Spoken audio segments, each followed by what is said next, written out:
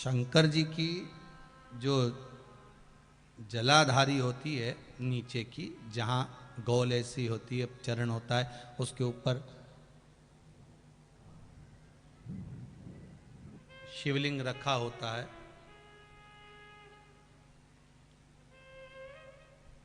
शिवलिंग रखा हुआ है। महाराज, जलाधारी जल चढ़ाने की यह पार्वती जी का हस्त कमल, पार्वती जी का स्थान, और ये शिवलिंग शंकर का स्वरूप। शिव और शक्ति दोनों शिवलिंग के रूप में विराजमान।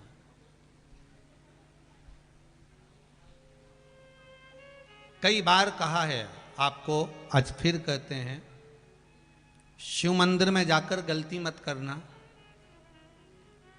कोई भी सामग्री आप भगवान शंकर को अगर समर्पित कर रहे हैं, जैसे केला ले गए, पपीता ले गए, या कोई आप खाने का सामान ले गए, या आप कोई वस्तु या दिया बत्ती ले गए, कभी भी ध्यान रखना जलाधारी के ऊपर वो केला या फल या सेव फल या नारियल या जो भी सामान है वो जलाधारी पर कभी मत रखना। क्यों? जलाधारी पर अगर हम कोई फल वगैरह वस्तु रखते हैं तो हमारे ऊपर भार बनता है। भार मतलब जैसे कोई कार्य करने के लिए जा रहे हो और वो कार्य अटक जाएगा, वो होगा नहीं, मतलब समझ लेना कि तुमने जरूर जलाधारी पर कहीं केला रख दिया होगा, कोई फल रख दिया होगा, कोई सामान रख दिया होगा। जलाधारी पर केवल पूजन का सामग्री, आप स्नान करा रहे हो, जलाधारी पर डालिए। आप कुंकू लगा रहे हो, चंदन लगा रहे हो, अबीर लगा रहे हो, गुलाल लगा रहे हो, आप जलाधारी पर लगाइए। फूल चढ़ा रहे हो, बेलपत्री चढ़ा रहे हो, आप जलाधारी पर लगाइए। शिव पर चढ़ाओ, बाकी के माँ जगत जननी का जो स्थान है वहां चढ़ाओ। पर और एक बात और ध्यान रखना, जलाधारी पर भूल से भी कई माताएं दिया जलाकर रख देती है, समझ लेना वो अपने भाग्य पर अंधेरा करने के लिए उस दिए को लगा रही। बहुत बहुत गलत बात है।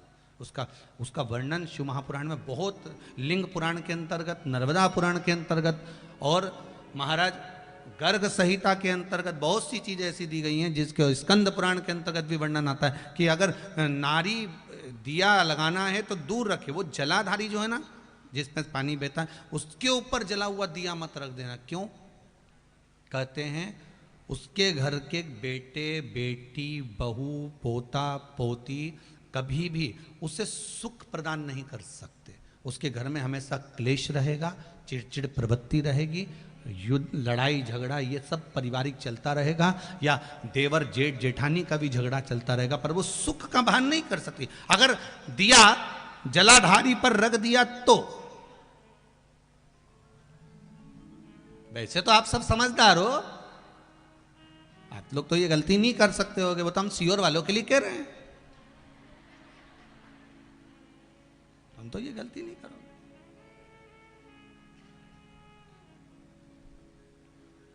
दिया रखना है दूर रखो। अगर आपको कोई वस्तु रखना है दूर रखो, केला रखना है, फल रखना है, कोई वस्तु अगर आपको रखना है तो आप थोड़ा सा दूरी बनाकर रखें। हाँ, फूल चढ़ाना है आप चढ़ाओ, आप जल चढ़ाना चढ़ाओ, बेलपत्र चढ़ाना है चढ़ाओ, आप अगर तगर छल आप जो भी सामान चढ़ाना चाहते हैं, आप कुंकू अबीर गुलाल आदि के वो चढ़ाएं चढ़ाओ।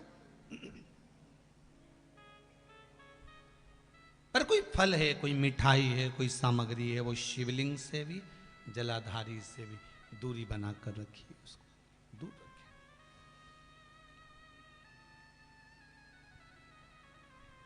शिव कह रहे हैं, वृंदा नारी जब बच्चे को जन्म देती है, प्रसव का जब समय होता है, नारी जब संतान को जन्म देती है, शंकर कहते हैं उस नारी के साथ में शिव और शक्ति दोनों उसके भीतर विराजमान होते हैं, इसलिए उसको धैर्य भी आता है और बल भी आता है। उसको धैर्य भी आएगा और बल भी आएगा।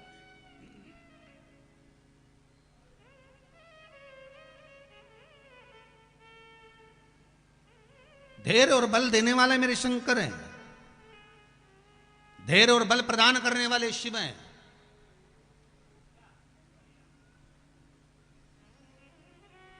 जैसे 3 जगह पर चढ़ाया हुआ पानी कभी निष्फल नहीं होता,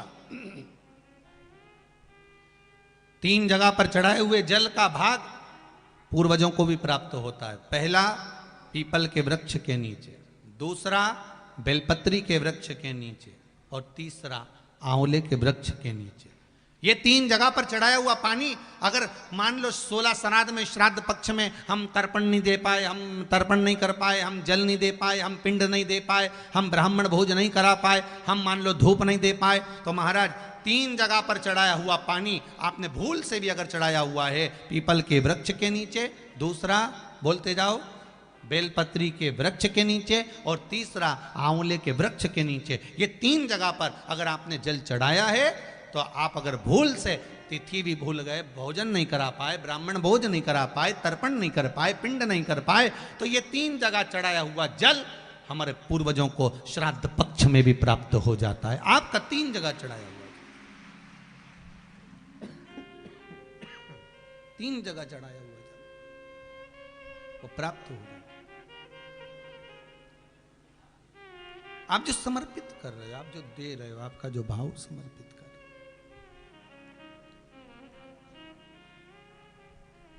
शंकर का गुणगान, शिव का स्मरण। अभी एक बात और आपको कहेंगे, अच्छी निकली है ये बात तो कहने में पीछे नहीं हटेंगे। 12 महीने शिवरात्रि आती है, स्मरण है आपको? अगर ध्यान नहीं हो ना तो कैलेंडर में लिखा रहता है मासिक शिवरात्रि, अगर उसमें छाट कर लिख लो और ऐसा गोला बना दो कि मासिक शिवरात्रि आई। आप व्रत करें ना करें, आप उपास करें ना करें, कोई वो हम ये नहीं कहेंगे कि करना जरूरी हो।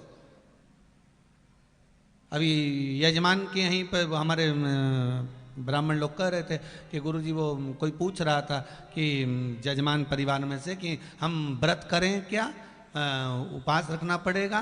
तो हम तो कई बार कथाओं में कहे, आज फिर कह देते हैं तुम्हारी मर्जी पड़े तो तुम करो, पर किसी का बीपी शुगर ऊंचा नीचा हो तो दादा मत कर जो। तुम तो कथा सुनो, तुम तो बढ़िया जोरदार एक से बढ़कर एक माल बनाओ ने, महाराज जी के भी खवाओ ने, तुम भी खा, तुम टेंशन वेंशन मत लियो, तुम तो बढ़िया जोरदार। जो यहाँ चले नहीं वो खरगोन में वो पुड़ा की रोटी, एक रोटी का 2 भाग में जोरदार घी बना सकता, तुम तो का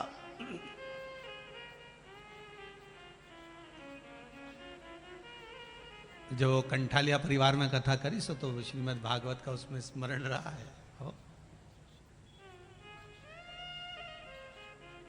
अब और मालूम पड़े हम कह भी दें कि व्रत रखना पड़ेगा, अब मालूम पड़े हो जाता कई बार पंडित लोग ब्राह्मण लोग कहते हैं नहीं नहीं साहब तुमने इतना बड़ा अनुष्ठान करा, व्रत तो करना ही पड़ेगा। बापड़ा बेचारा आधा तो यूं ही मर गया। बताओ हमारे तो शुगर अलग ने बीपी अलग, क्या करूं? और उसने 2 दिन 3 दिन तो अनुष्ठान में बैठा ने, चौथा दिन पलंग पे पड़ गया। उसके बाद उसकी तो हालत खराब। तो क्या पंडित पूछे क्या हुआ है? ये अनुष्ठान में नहीं बैठा, आज हमारी तबीयत ठीक नहीं, हमारा छोरा के बिठाई लो, तुम तो छोरा के तो बिठाई लें, तो व्रत तो तुमने करे आज नहीं, बस तुम तो छोरा के बिठा लो, व्रत तो मैं कर लूँगा। वो क्या 5वें दिन तो क्या हॉस्पिटल ले गए। डॉक्टर बोला क्या करा? तो क्या व्रत रखा है, इनने कुछ नहीं खाया। तो डॉक्टर भी बोला तुम तो खाओ, प्राण मत खाओ, तुम खाओ खाना वाना, तुम तो बढ़िया चकाचक खाओ ने हरि गुण गा। शिव हम पहले भी कहे वल्लभ कुल की एकादशी करो, भले बकरी जैसे चरो, पर एकादशी करो। तुम तो व्रत भी ऐसा मत करो कि जिसमें तुम भूखे रहो, तुम तो बढ़िया एकादशी के दिन भी खूब बढ़िया अच्छा मूंगफली का दाना वाना सेक सुखा के जेब में भरी लो, कहीं जाए अपना जोरदार। और चिप्स मिप्स तल के बढ़िया जो वेपर्स वगैरह हो नहीं तो फ्रिज पे तल के रख दो, कहीं आलू तल के धर दो, कहीं राजगिरा की पूड़ी, कहीं मोहरधान, कहीं फ्रिज पे, कहीं वॉशिंग मशीन पे, कहीं इनंग कहीं उनंग, जहां से निकलो वहीं निपटा लो। पर कौन कहे कि तुम तो एकादशी के दिन भूखे रहो, तुम तो करो। भगवान के सब मालूम। भगवान गोवर्धन नाथ जी भी कहे कि मैं 8 बार खाऊं तो तुम भी खाओ रे दादा, तुम तो पर भूखा मत रहिजो, तुम तो खाओ।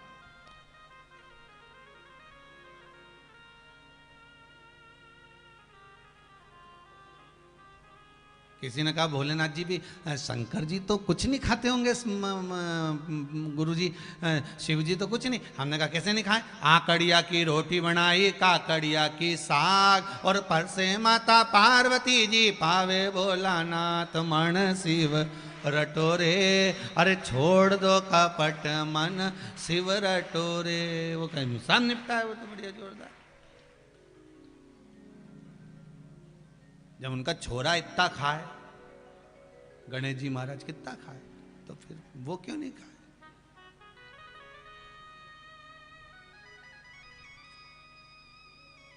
पिताजी अगर ठेले पे से आइसक्रीम लाते हैं घर बच्चों के लिए, तो पहले वो ठेले पे निपटाते हैं बेटा, उसके बाद लाए हो, तुम टेंशन मत लीजिए।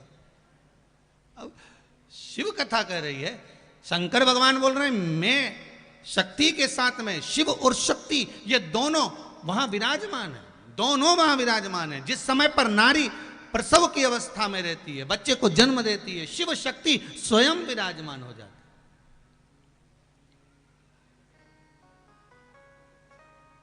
शिव और शक्ति का विराजमान वहां होना, इसलिए आपसे कहा पहले भी, आज फिर कहते हैं, जिन तुमरुका जी ने चंचुला देवी को शिव महापुराण की कथा सुनाई है, अगर डॉक्टर करें कि ऑपरेशन से बच्चा होगा, एक प्रयोग कर कर देखना। 7 गुड़ की डली लीजिए और गुड़ की छोटी छोटी डलियों को लेकर नारी जब हॉस्पिटल के लिए लेकर जा रहे हो, बच्चे को जन्म देने के लिए जा रही हो, 9वां महीना पूर्ण हो, तो वो 7 डली तुमरुका जी का नाम लेकर घुमाकर शंकर पर से, मेरे ओघड़दानी पे से, मेरे शिव बाबा पे से घुमाकर एक एक डली उसको खिला दीजिए। थोड़ी थोड़ी देर में महाराज नारी का ऑपरेशन नहीं होगा, नॉर्मल डिलीवरी ही होगी। तुमरुका जी के नाम में वो प्रबलता है महाराज, वो बल है,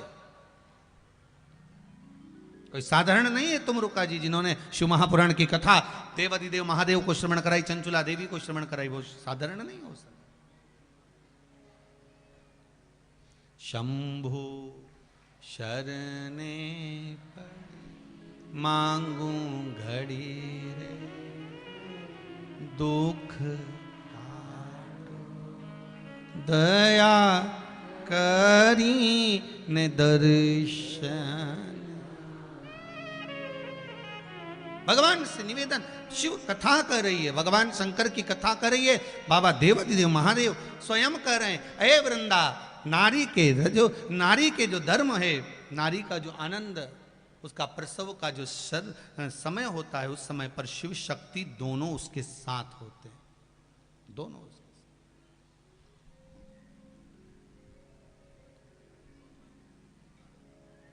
साथ। भगवान जन्म लेने वाले बच्चे को जन्म लेने के बाद वृंदा से कह रहे हैं, जब बालक बच्चा जन्म ले लेता है, उस जन्म के समय पर उसको माया के फेर में देने के बाद शिव शक्ति वहां से ओझल हो जाती है। कब? जब बच्चे का जन्म हो। आपने देखा होगा छोटे छोटे बच्चे सोते सोते मुस्कुराते हैं, देखा कि नहीं देखा? हंसते हैं। आप तो माँ हो, आप पिता हो, आप लोगों के तो स्मरण में रहेगा, बच्चा सो रहा है तो भी मुस्कुरा रहा है थोड़ी थोड़ी देर में। क्यों? तो शिव और शक्ति दोनों जब उस बच्चे को जन्म देते हैं, माया में बरमा देते हैं, और बरमाने के बाद पार्वती मैया भगवान देवादिदेव महादेव से कहती हैं, जिस बच्चे को जन्म दिया है, जिसको हम माया में पटक कर आए हैं, उसका दर्शन करने के लिए चलते चलो। शिव और शक्ति जब सामने वापस आकर खड़े होते हैं, तो बच्चे के चेहरे पर मुस्कुराहट आ जाती है कि आपने मुझे माया में पटक दिया, संसार में लाकर छोड़, आपने मुझे माया में डाल दिया। माया में भरमाता है जी। एक गुरुजी का चेला 4-5 दिन से नहीं आया, 5वें दिन आया और गुरुजी से आके वो गुरुजी ने पूछा, क्यों रे, कहाँ चले गया था, आया नहीं तो, कहाँ था? चेला बोला, गुरुजी मेरी सगाई हो गई। सगाई हो गई? हाँ। तो गुरुजी बोले, मतलब तूने मुझे छोड़ दिया? सगाई होना मतलब गुरु छूट गए। फिर महीनों भर गायब रहा, और गायब होने के बाद फिर आया है 2-1 महीने बाद। गुरुजी बोले कहाँ चले गया था, नहीं दिखा। गुरुजी मेरी शादी हो गई। गुरुजी बोले अब माँ बाप को भी छोड़ दिया। फिर चले गया। फिर आया 1-1.5 साल बाद। गुरुजी ने पूछा कहाँ गया था। गुरुजी घर में पुत्र जन्म लिया है। गुरुजी ने कहा अपने आप को भी छोड़ दिया। चेले को गुस्सा आ गया। उसने कहा गुरुजी क्या फालतू बात कर रहे हो, आप कह रहे हो मेरी सगाई हुई तो आपको छोड़ दिया, ब्याह हुआ तो माँ बाप को छोड़ दिया, पुत्र घर में हो गया तो अपने आप को छोड़ दिया। गुरुजी बोले और नहीं तो क्या हुआ, सोच जरा, विचार कर, जैसी सगाई हुई तो इतना भरमा गया उस उमंगता में, उस आनंद में कि तू भगवान का भजन धीरे धीरे छूट गया, गुरु का वचन छूट गया। अब तो गुरु से दूर हो गया क्योंकि माया भरमा रही है तुझको। शादी हो गई, धर्म पत्नी आ गई, माता पिता से दूर हो गया, क्योंकि अब इनका ध्यान रखना पड़ेगा कि इनका ध्यान रखूं। बच्चे हो गए तो अपने आप को भी भूल गया। बच्चों को बड़ा करना है, खिलाना है, ये करना है, वो करना है, उसकी नौकरी, उसकी सर्विस, उसका ये, उसका वो, सब काम करना पड़ेगा। फिर निवेदन है, व्यक्ति अपने आप को भूल जाता है। जब बच्चे बड़े होते हैं उनको बड़ा करने के चक्कर में भूल गया बच्चों को पढ़ाना है। किसके लिए कमा रहे हो? कई पत्नियां अपने पतियों से कभी तो पूछा करो किसके लिए कमा रहे हो। सुबह 8 बजे से लेकर रात को 10-10 बजे तक दुकान पर बैठे रहते हो, 1 मिनट खाने की फुर्सत नहीं है, 1 मिनट घर पर आने की फुर्सत नहीं है। कमाना कमाना कमाना कमाना, और मालूम पड़े बीच में फिर कमा कमा कमा कमा कमा कमा सब छोड़ दिया, जीव चला गया। किसके लिए कमाया? ना प्रेम से 2 रोटी खा सके, ना अच्छे से रह सके। हाय हाय करते करते करते करते जिंदगी निकाल दी बच्चों के लिए, पत्नी के लिए, बच्चों के लिए, पत्नी के लिए, घर परिवार सब बढ़ाने के चक्कर में कमाते रहे, पर भगवान का भजन ना कर पाए। तो गुरुजी करें अपने आप को भी छोड़ दिया तूने अब बच्चों के। इतने में चेला बोला गुरुजी कैसे फालतू की बात करते हो, कोई परिवार अपना छूटता है? हमारा परिवार तो हमारा है। गुरुजी बोल रहे यही तो गुरु का ज्ञान समाप्त हो गया, तुझे परिवार अच्छा लगने लगा, गुरु के वचन बुरे लगने लगे। एक बार प्रैक्टिकल करेगा तू मेरी बात का? चेला बोला कौन सा प्रैक्टिकल? अब तेरे घर में बच्चे भी हो गए, तेरी पत्नी भी आ गई, तेरे माता पिता भी हैं, हाँ तो एक काम कर, मैंने तेरे को योग साधना सिखाई थी, याद है तेरे को? तो क्या हाँ योग साधना सिखाई थी तुझे, वो याद है? मैंने तेरे को श्वास रोकना सिखाया था कि श्वास रोक लिया कर इतने घंटे तक। हाँ गुरुजी मेरे को आता है। कर सकता है? कर सकता हूं। तो एक काम कर, कल तू तेरे घर पे थोड़ी देर श्वास रोक के पड़ जा, देखे तेरे घर वालों का क्या असर पड़ता। तू तो पड़ जा। गुरुजी श्वास रोकना तो आती मुझे। गुरुजी बोले बस तो पड़ जा। और गया घर, और सवेरे उठा, उठ के योग साधना से इसने थोड़ी देर श्वास को रोक लिया।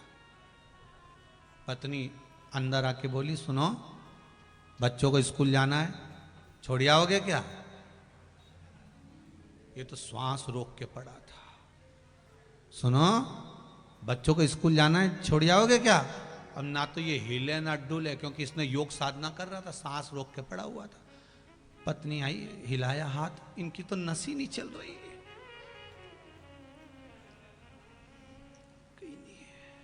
दौड़ के मम्मी मम्मी जल्दी आ, क्या हुआ?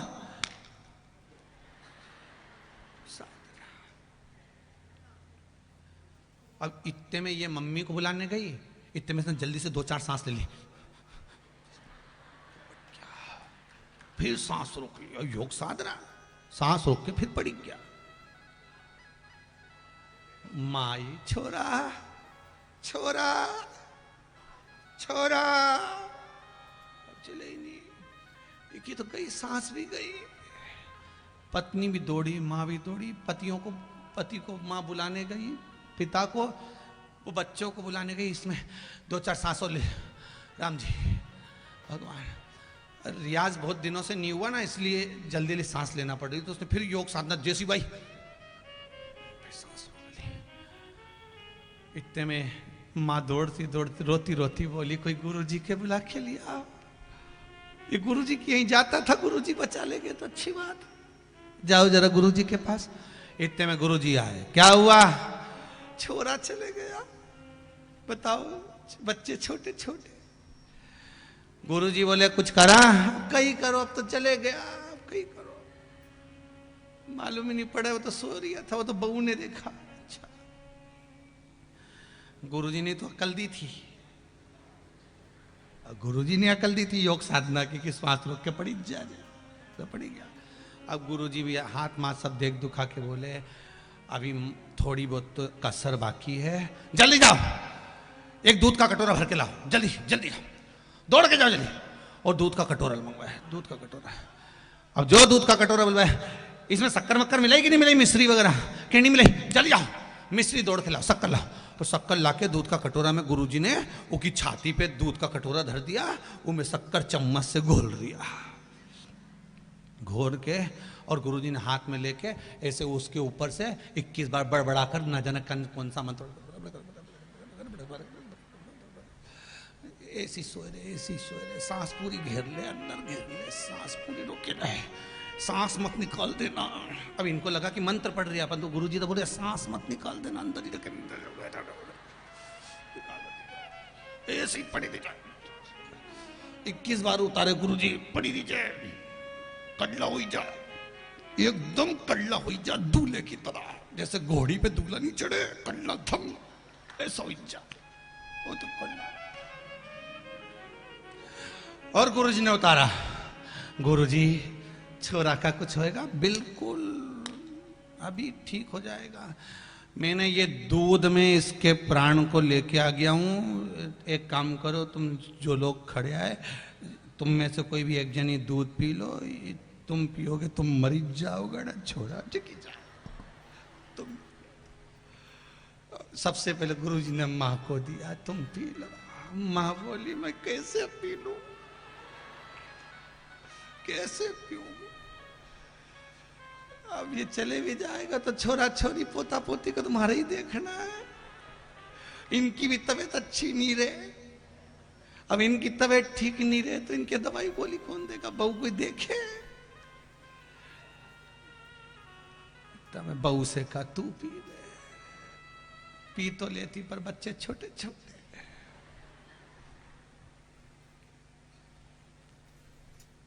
सारे गांव के लोग देख रहे थे कि गुरुजी हमको देखेगा। इतने में गांव के लोग तो पीछे के पीछे सटक लिया कि दादा ये दूध अपने पिला देगी कहीं ठिकाना। तो सब सटक लिया एक एक करके, पूरा गांव का लोग सब।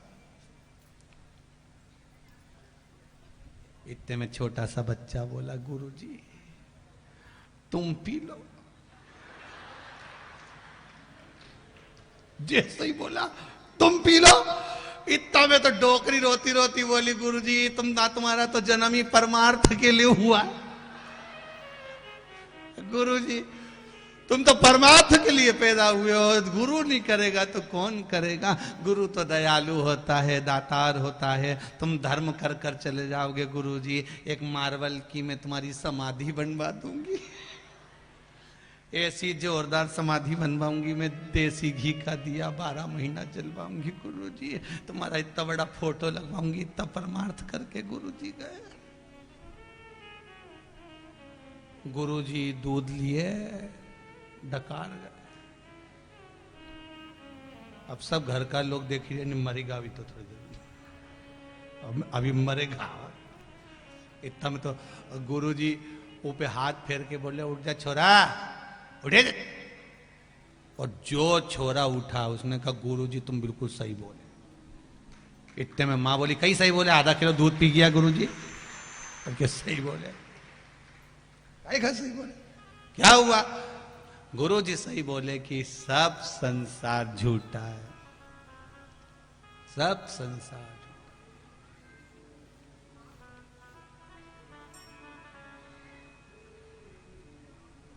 सब संसार झूठा, बस केवल एक सत्य है।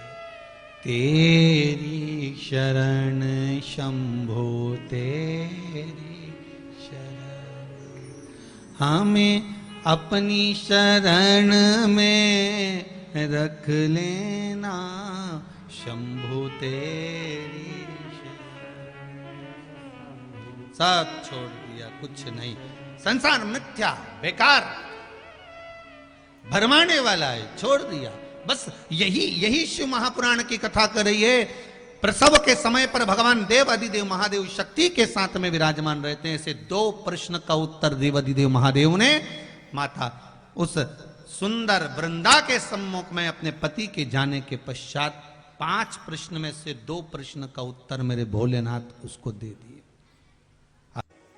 एक बार जो शंकर के पास पहुंच गया, एक बार जो शिव का हो गया, क्योंकि शिव जी को दक्ष प्रजापति का श्राप लगा है कि तुम शमशान में निवास करो। अब वो स्वयं मेरा भोलेनाथ तो शमशान में रहता है। अब जो एक बार शिव की शरण में जाकर बैठ जाता है, शंकर के पास जाकर बैठ जाता है, शिव कथा में जाकर बैठ जाता है, तो उसको फिर ये भय नहीं होना चाहिए कि दुनिया के लोगों ने आपको कुछ कर दिया या धर दिया। ना ना ना, आप शिव के हो गए और शिव आपका हो गया। फिर ना तो कोई तंत्र है, ना कोई मंत्र है, ना कोई जादू है, ना कोई टोना है, ना कोई विद्या। फिर केवल एक है, आपके द्वारा चढ़ाया गया एक लोटा जल सारी समस्या का, इसके सिवा कोई दूसरा साधन ही नहीं है।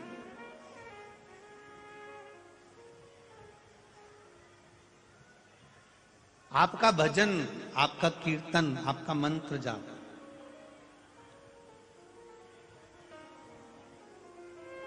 आप सब कुछ परमात्मा को देखकर रखो।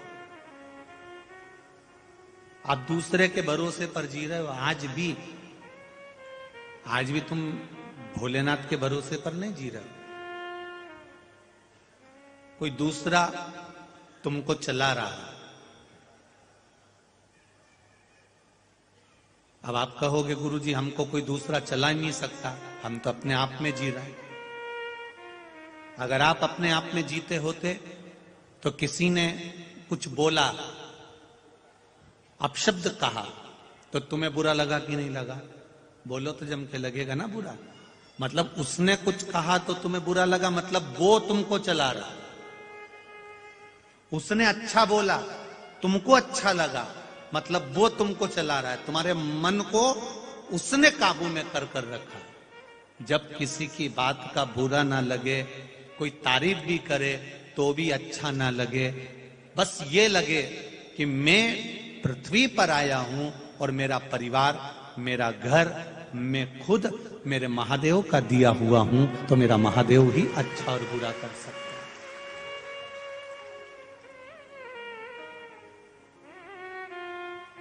हम उसके सहारे पर जी, हम उसके भरोसे पर जी। लोग कहते हैं मेरे साथ में इतने लोग हैं, मेरे साथ में 1000 लोगों की टीम खड़ी है। गुरुजी मेरे साथ में 50 लोगों की टीम खड़ी है, मेरे साथ में 2000 लोग मेरे से कदम मिलाकर चलते हैं, हजारों लोग मेरे साथ में चलते हैं। ये आपके साथ में नहीं चलते, ये आपके समय के साथ में चलते हैं। आपका समय अच्छा है इसलिए हजारों लोग तुम्हारे साथ में चल रहे हैं, और आपका समय अच्छा नहीं होगा तो कोई तुम्हारे साथ नहीं चलेगा।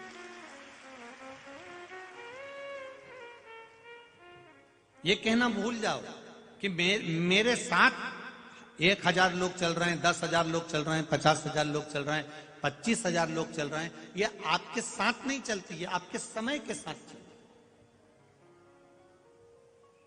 समय जिसका ठीक है उसके साथ दुनिया चलेगी, और जिसका समय बिगड़ गया उसके साथ कोई नहीं चलेगा। समय नहीं बिगड़ना चाहिए। इसीलिए पहले दिन की कथा में कहा था, एक होता है वक्ता और एक होता है वक्त। वक्ता व्यासपीठ पर बैठकर तुम्हें समझा देता है, अगर तुम समझ गए, सुधर गए तो अच्छी बात है। वक्ता से अगर सुधर जाओगे तो फिर वक्त तुम्हें नहीं सुधारेगा, अगर वक्त सुधारेगा तो तुम्हें धाई धाई रुलाकर सुधारेगा। इसलिए वक्ता से सुधर जाओगे तो जिंदगी सार्थक हो सकती। और दुनिया का सबसे श्रेष्ठ वक्ता, दुनिया का सर्वश्रेष्ठ कथाकार,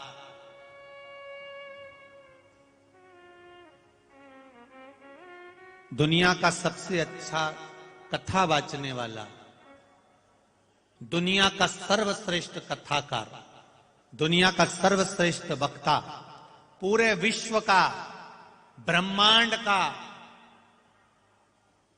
प्रत्येक जगह का सबसे अच्छा अगर कोई वक्ता है, सबसे अच्छा यदि कोई वक्ता हुआ है, सबसे अच्छा अगर कोई कथाकार हुआ है, तो केवल एक हुए हैं, वो हैं भगवान शंकर, जो अपनी धर्म पत्नी पार्वती को कथा सुना रहे हैं। कथा किसको सुना रहे हैं? सुखदेव जी महाराज ने राजा परीक्षित को कथा सुनाई, सनकादि ऋषियों ने देव ऋषि नारद को कथा सुनाई, काकभुसुंडी जी और गरुण जी का संवाद हुआ। सारे संवाद हमारे सामने, 88,000 ऋषियों का संवाद हमारे सामने, सूत जी का संवाद हमारे सामने। इतने सारे वक्ता तुमने देखे होंगे, इतने सारे कथाकार हमारे शास्त्रों को उठाकर देखिए। सूत जी महाराज का चरित्र आएगा, 88,000 ऋषियों का चरित्र आएगा, सुखदेव जी महाराज का चरित्र आएगा, राजा परीक्षित का चरित्र आएगा, काकभुसुंडी जी का चरित्र आएगा, गरुण जी का चरित्र आएगा। आप जितनों को उठाकर देखेंगे, सबको उठाकर देखिए, पर कोई कथाकार ऐसा मिल जाए जो अपनी धर्म पत्नी को अकेले में बैठकर कथा सुना रहा हो, ऐसा वक्ता दुनिया में नहीं मिल सकता। वो केवल एक देव अधिदेव महादेव है, वो केवल एक शिव हैं, भगवान शंकर।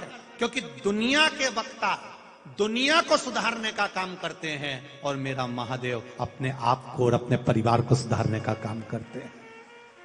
मेरा महादेव, मेरे शिव अपने आप को सुधारने का कार्य करते हैं कि मैं पार्वती को सुधार दूंगा, मैं पार्वती को ज्ञान दे दूंगा। पार्वती को अगर ज्ञान मिल गया, पार्वती अगर सुधर गई, तो इसके गर्भ से जो संतान होगी वो सुधरी हुई होगी। क्योंकि हम सुधरेंगे, जम के बोलो जरा, युग सुधरेगा। हम बदलेंगे, युग बदलेगा। आज का इंसान दूसरे को बदलने में लगा हुआ है, आज का इंसान अपने पड़ोसी को बदलने में लगा हुआ है, आज का इंसान अपने माता पिता को बदलने में लगा हुआ है, आज का इंसान अपनी पत्नी को बदलने में लगा हुआ है, पत्नी पति को बदलने में लगी है, भाई भाई को बदलने में लगा है, प्रत्येक व्यक्ति दूसरे को बदलने में लगा है। पर ऐसा वक्ता दुनिया में नहीं हुआ जो सबसे पहले अपनी पत्नी को सुधार रहा है, अपनी धर्म पत्नी को ज्ञान दे रहा है, अपनी पत्नी को कथा सुना रहा है। क्यों? क्योंकि पत्नी अगर कथा सुनेगी तो गर्भ में जो बच्चा होगा वो कथा को सुनेगा, तो वो ज्ञानी होगा, उसकी जो संतान होगी वो ज्ञानी होगी, उसकी जो संतान होगी वो ज्ञानी होगी। और तुम अंदाजा लगा कर देखिए, भगवान विष्णु के कितने बच्चे हुए, ब्रह्मा जी के कितने बच्चे हुए, इंद्र के कितने बच्चे हुए, जल देव के कितने बच्चे हुए, वरुण देव के कितने बच्चे हुए, गरुण देव के कितने बच्चे हुए, उसका अंदाजा नहीं होगा। पर आज भी अगर किसी के बच्चों को याद किया जाता है तो वो देव अधिदेव महादेव के बच्चों को याद किया जाता है। इनके पुत्र हैं सदानंद कार्तिकेय, इनके पुत्र हैं श्री गणेश जी महाराज। और केवल गणेश जी को याद नहीं करते, गणेश जी के भी पुत्रों को याद किया जाता है, लाभ और क्षेम को, शुभ और लाभ को। क्योंकि जो ज्ञान दिया है गर्भ का, जो पार्वती जी को ज्ञान दिया गया, वो कोई साधारण नहीं हो सकता।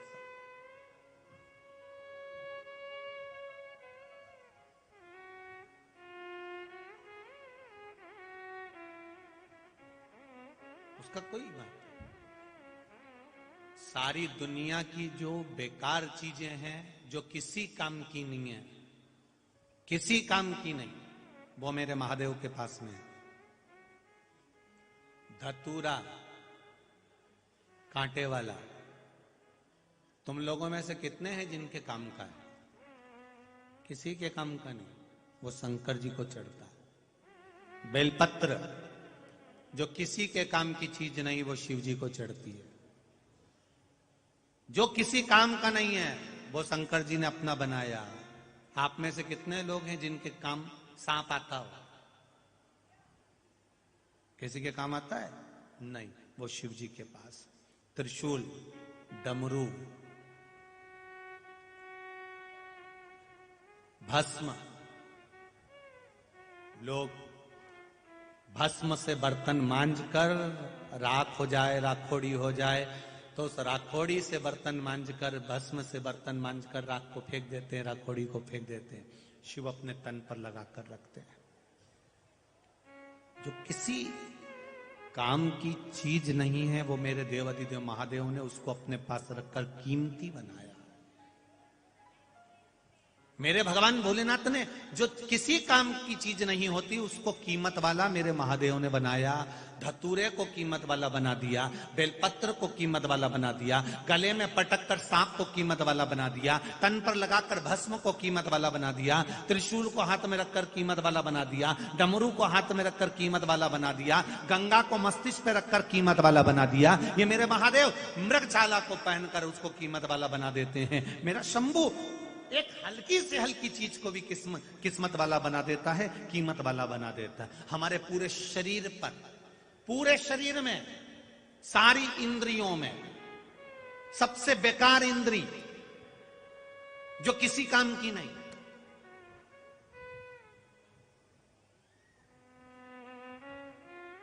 जो चली भी जाए तो उसकी जगह दूसरी इंद्री काम कर सकती है, वो एक ही इंद्री है जो किसी काम की नहीं है, हमारी नासिका। इतनी गंदी है ये नासिका, इतनी गंदी है ये नासिका, इतनी गंदी है, इतनी गंदी है, फिर भी लोग बात बात में जब बात निकलती है तो किसी इंद्री को लोग याद नहीं करते, किसी इंद्री को याद नहीं करते, एक ही इंद्री को याद करते हैं, मेरी नाक रख लेना। क्या बोलते हैं? जम के बोलो जरा, मेरी नाक रख लेना। जो इंद्री किसी काम की नहीं है, जो गंदी पड़ी है, बेकार है, और लोग बात बात में कह देते हैं मेरी नाक रख लेना, फिर कहते हैं मेरी नाक मत काट देना साहब। अब मतलब ये इस नाक को, इस नाक ने भी परमात्मा के पास जाकर विनय जब करी, सारी इंद्रियों ने निवेदन करा कि हाथ में ये देवता बैठेंगे, जंघा पर ये देवता बैठेंगे, नाभि पर ये देवता बैठेंगे, वक्षस्थल पर ये देवता बैठेंगे। आप अगर शास्त्र को पढ़ेंगे तो आपको मालूम पड़ेगा कौन कौन से अंग में कौन कौन से देवता बैठे हुए हैं। इन अंग में ये देवता बैठेंगे, केवल नासिका अकेली रह गई, इस पे कोई देवता बैठने को तैयार नहीं था। इस नासिका पर कोई देवता बैठने को तैयार नहीं है। तब भोलेनाथ जी ने कहा तू चिंता मत कर, मैं दुनिया में तेरे को इतना कीमत वाला बना दूंगा कि बात बात में किसी अंग को लोग याद नहीं रखेंगे, पर तुझे याद रखेंगे। बस मेरा महादेव, मेरा भोलेनाथ है ही ऐसा, मेरा शंभू, मेरा शंकर, मेरा त्रिकालदर्शी, मेरा कैलाशी, मेरा भूतेश्वर, मेरा गोपेश्वर, मेरा चक्रेश्वर है ही ऐसा। वो यही विचार करता है जो किसी काम का नहीं। हम आपसे भी कहेंगे, लाखों की संख्या में आप लोग कथा सुनने के लिए आए हो, 300 एकड़ में पार्किंग बनाई गई। कितनी एकड़ में? 300 एकड़ में पार्किंग बनाई गई है, पर वो 300 एकड़ की पार्किंग भी आज भरा गई और रोडों पर गाड़ियां खड़ी हुई हैं। जरा विचार करिएगा, इतनी संख्या में आप लोग हैं। पंडाल में तो जगह नहीं है, बाहर भी लोग धूप में, कड़कड़ाती हुई इस धूप में बैठकर कथा सुन रहे हैं, और उसके भी बाहर जो रोड गई है उस रोड पर लोग बाग बीच में बैठकर कथा सुन रहे हैं। जरा विचार करना कि यहां से जो सीधी रोड गई उस पूरी रोड पे पब्लिक बैठी हुई है कथा सुनने की। विचार करिए जरा, ये भक्ति है आपकी। सियोर वाले महाराज ने आपको कुछ नहीं दिया, पर यह भक्ति, विश्वास, दृढ़ता जो आप रखकर आए हो, 3 घंटा बैठकर जो कथा सुन रहे हो कड़कती हुई धूप में, जगह मिली तो ठीक, नहीं मिली तो ठीक, ऐसी कड़क धूप में भी बैठकर, रोड पर बैठकर, होटलों पर बैठकर, जहां जगह मिल रही है गाड़ियों पर बैठकर कथा सुन रहे हो, तुम्हारी ये भक्ति खाली नहीं जाएगी। मेरे बाबा के दरबार से जाओगे तो झोली भरी लेकर जाओगे, ये निश्चित है।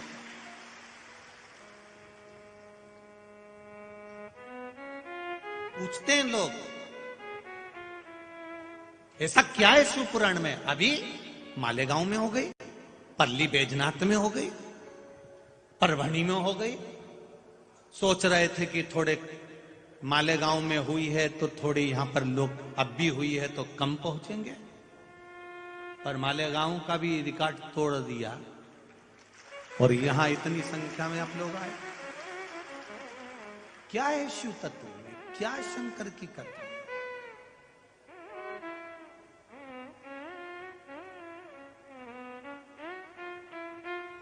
ये केवल एक भक्ति है, केवल भक्ति।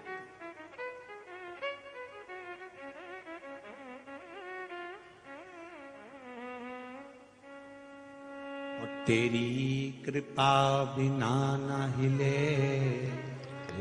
एक भी अनु, लेते श्वास तेरी कृपा से तनो तनो।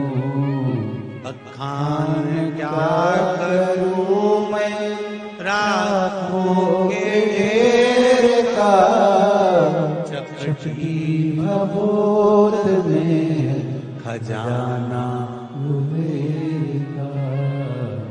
हे गंगाधार मुक्ति द्वार ओमकार तू, भोले ओमकार तू, आयुषन की हारी शंभो तार तार तू।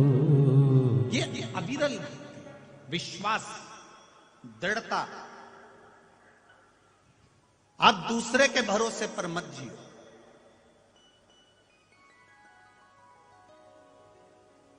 बहुत छोटा सा जीवन है महाराज। ए परवणी की जी जियो और परवणी के जी जाऊं, बहुत छोटा सा जीवन। इस छोटे से जीवन में जितनी अलमस्तता से, जितने आनंद से जी सकते हो, उतने आनंद से जी, उतने आनंद से।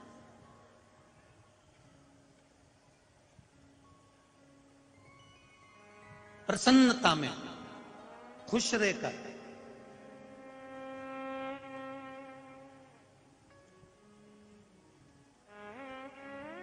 हंसना, मुस्कुराना, हंसी, प्रसन्नता, चेहरे पर स्माइल परमात्मा ने केवल मनुष्य को दी है, बाकी के किसी को नहीं दी। 84 लाख योनियों में से एक एक योनि को उठाकर देख लेना।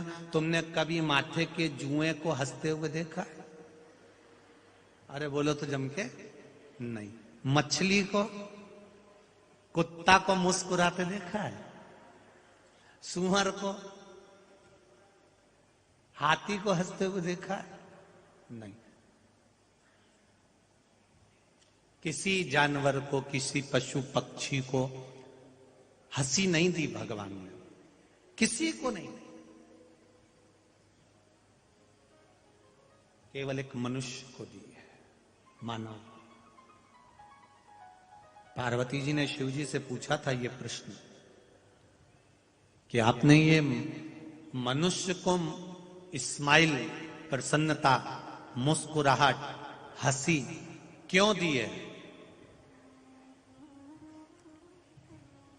किस लिए दी है? शंकर भगवान ने कहा ये मुस्कुराहट, ये हंसी, ये स्माइल उसको इसलिए दी है कि ये भी एक इबादत है, ये भी एक प्रार्थना है, ये भी एक भक्ति है। दुनिया का कितना बड़ा भी दुख आ जाए, कितना भी गम आ जाए, कितनी भी तकलीफ आ जाए, और तुम्हारे चेहरे पर अगर मुस्कुराहट है, स्माइल है, हंसी है, तो वो दुख अपने आप कट जाए। ये स्माइल दी है परमात्मा।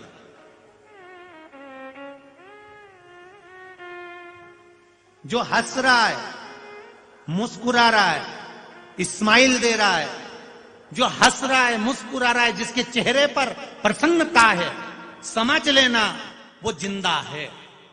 और जो मुसद्दी लाल जैसा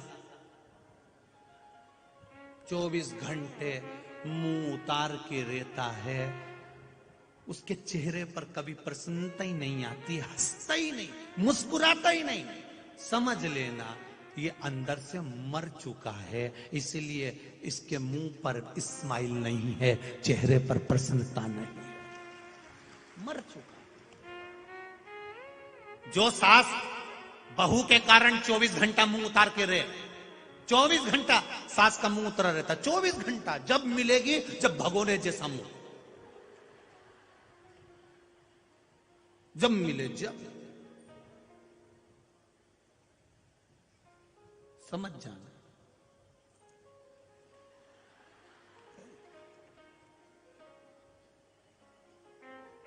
उसको जीना ही नहीं आ रहा। जो बहू 24 घंटा मुंह भगोने जैसा रखे, जरा जरा सी बात में बस उसके मन का काम नहीं हुआ, मुंह फूल गया, मन का काम नहीं हुआ, मुंह फूल गया, मन का काम नहीं हुआ, मुंह फूल गया, समझ लेना।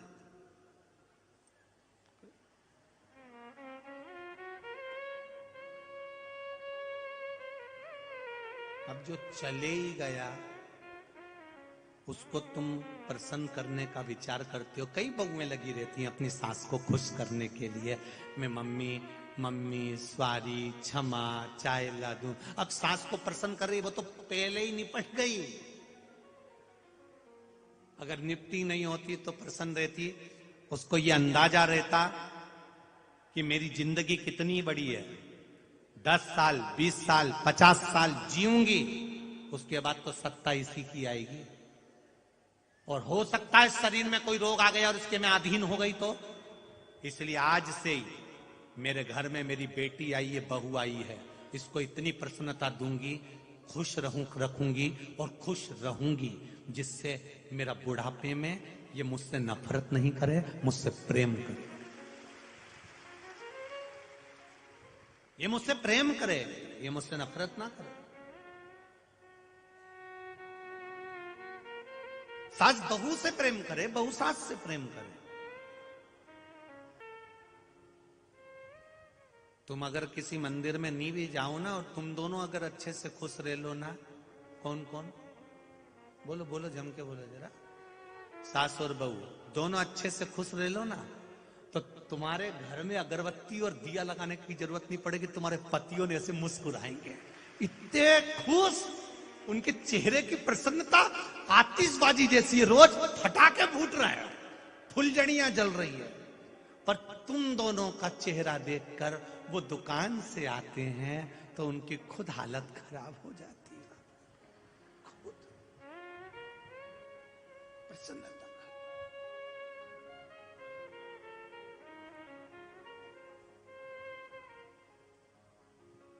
क्या लाए थे, क्या ले जाओगे?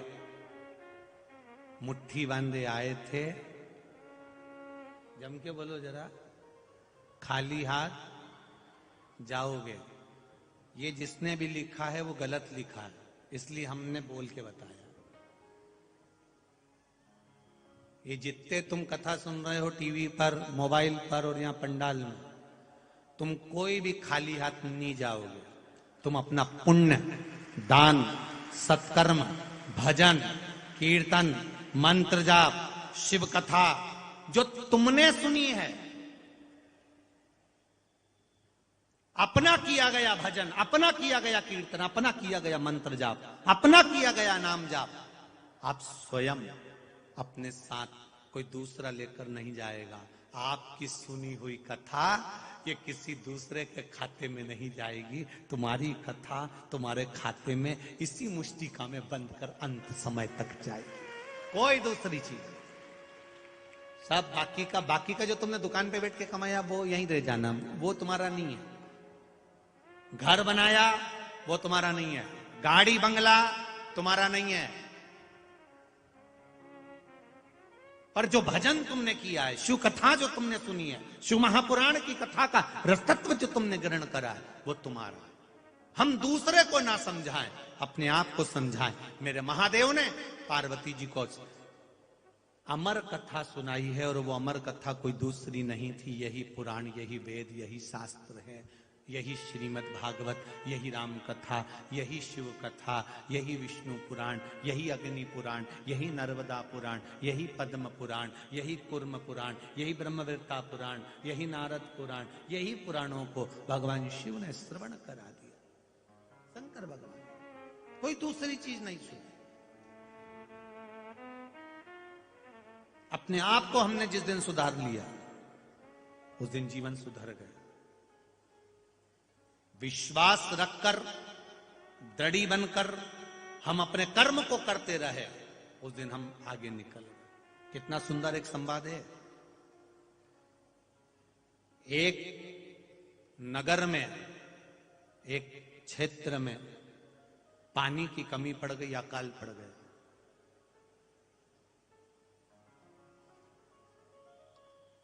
बारह वर्ष का अकाल था। अब विचार करिएगा, 12 वर्ष में लोग पानी नहीं मिलेगा, अन्न नहीं मिलेगा तो मरेंगे नहीं। 12 वर्ष का अकाल क्षेत्र में पड़ गया। कोसों दूर तक पानी नहीं, कोसों दूर, हजार 2,000 किलोमीटर, 1,500 चले जाओ, पानी नहीं है, अन्न नहीं है। 12 वर्ष का अकाल पड़ गया। लोग त्राही त्राही करने लगे, मरने लगे। 9 वर्ष निकल गए। 9 वर्ष। पार्वती जी ने भगवान शिव जी से कहा, चलो जरा देख कर आए। पृथ्वी को थोड़ा सा दोष लगा है और 12 वर्ष का अकाल का योग बना है। 9 साल निकल गए, हजारों लाखों लोग मर गए। जो बचे हैं, कम से कम हम उनका दर्शन तो करिए। शिव जी ने पार्वती जी को नंदी पर बिठाया, और नंदी पर बिठाकर भगवान शंकर पार्वती जी को लेकर भ्रमण के लिए निकले। भ्रमण के लिए निकले तो उन्होंने क्या देखा कि एक किसान,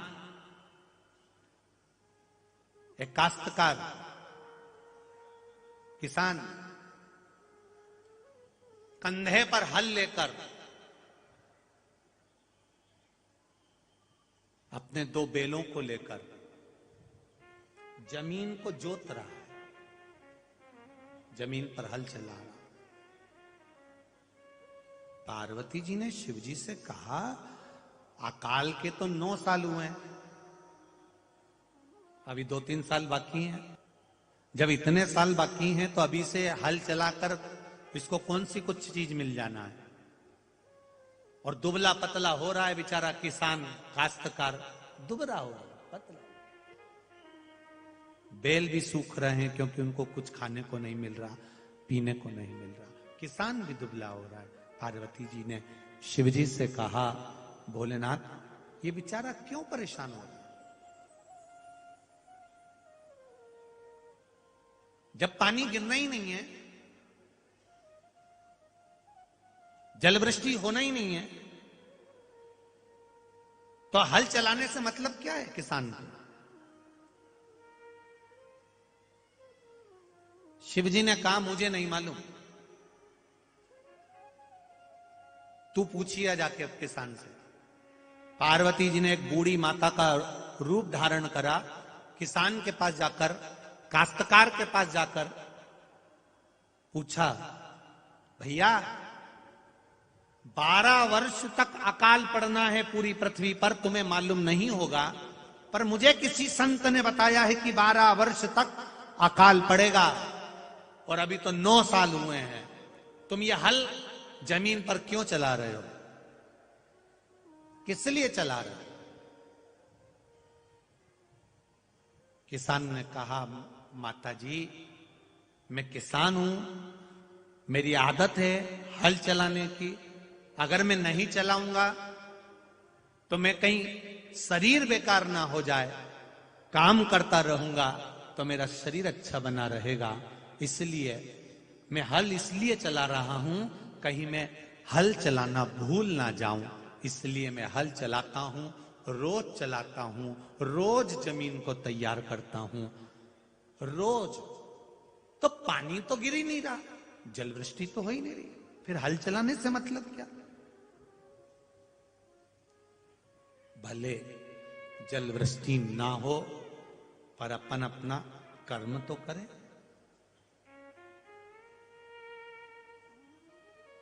कर्म तो करें। कई लोग कहते हैं हमारा ये काम तो हुआ ही नहीं, मैं पशुपति व्रत अब नहीं करूंगी। क्यों नहीं करना? कर्म तो करो, कर्म करो। बैंक के लॉकर में 2 चाबियां होती हैं, एक मैनेजर लगाता है, एक तुम लगाते हो। जिसने बैंक के लॉकर में रकम रखी होगी, पैसा धेला या पैसा सोना चांदी रखा होगा, उनको मालूम होगा 2 चाबी होती है उस लॉकर की। एक चाबी तुम्हारे पास में है और एक मैनेजर के पास में है। तुम्हारी चाबी कितनी भी जाकर घुमा लो, ताला खुलेगा?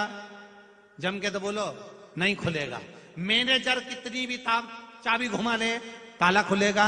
नहीं खुलेगा।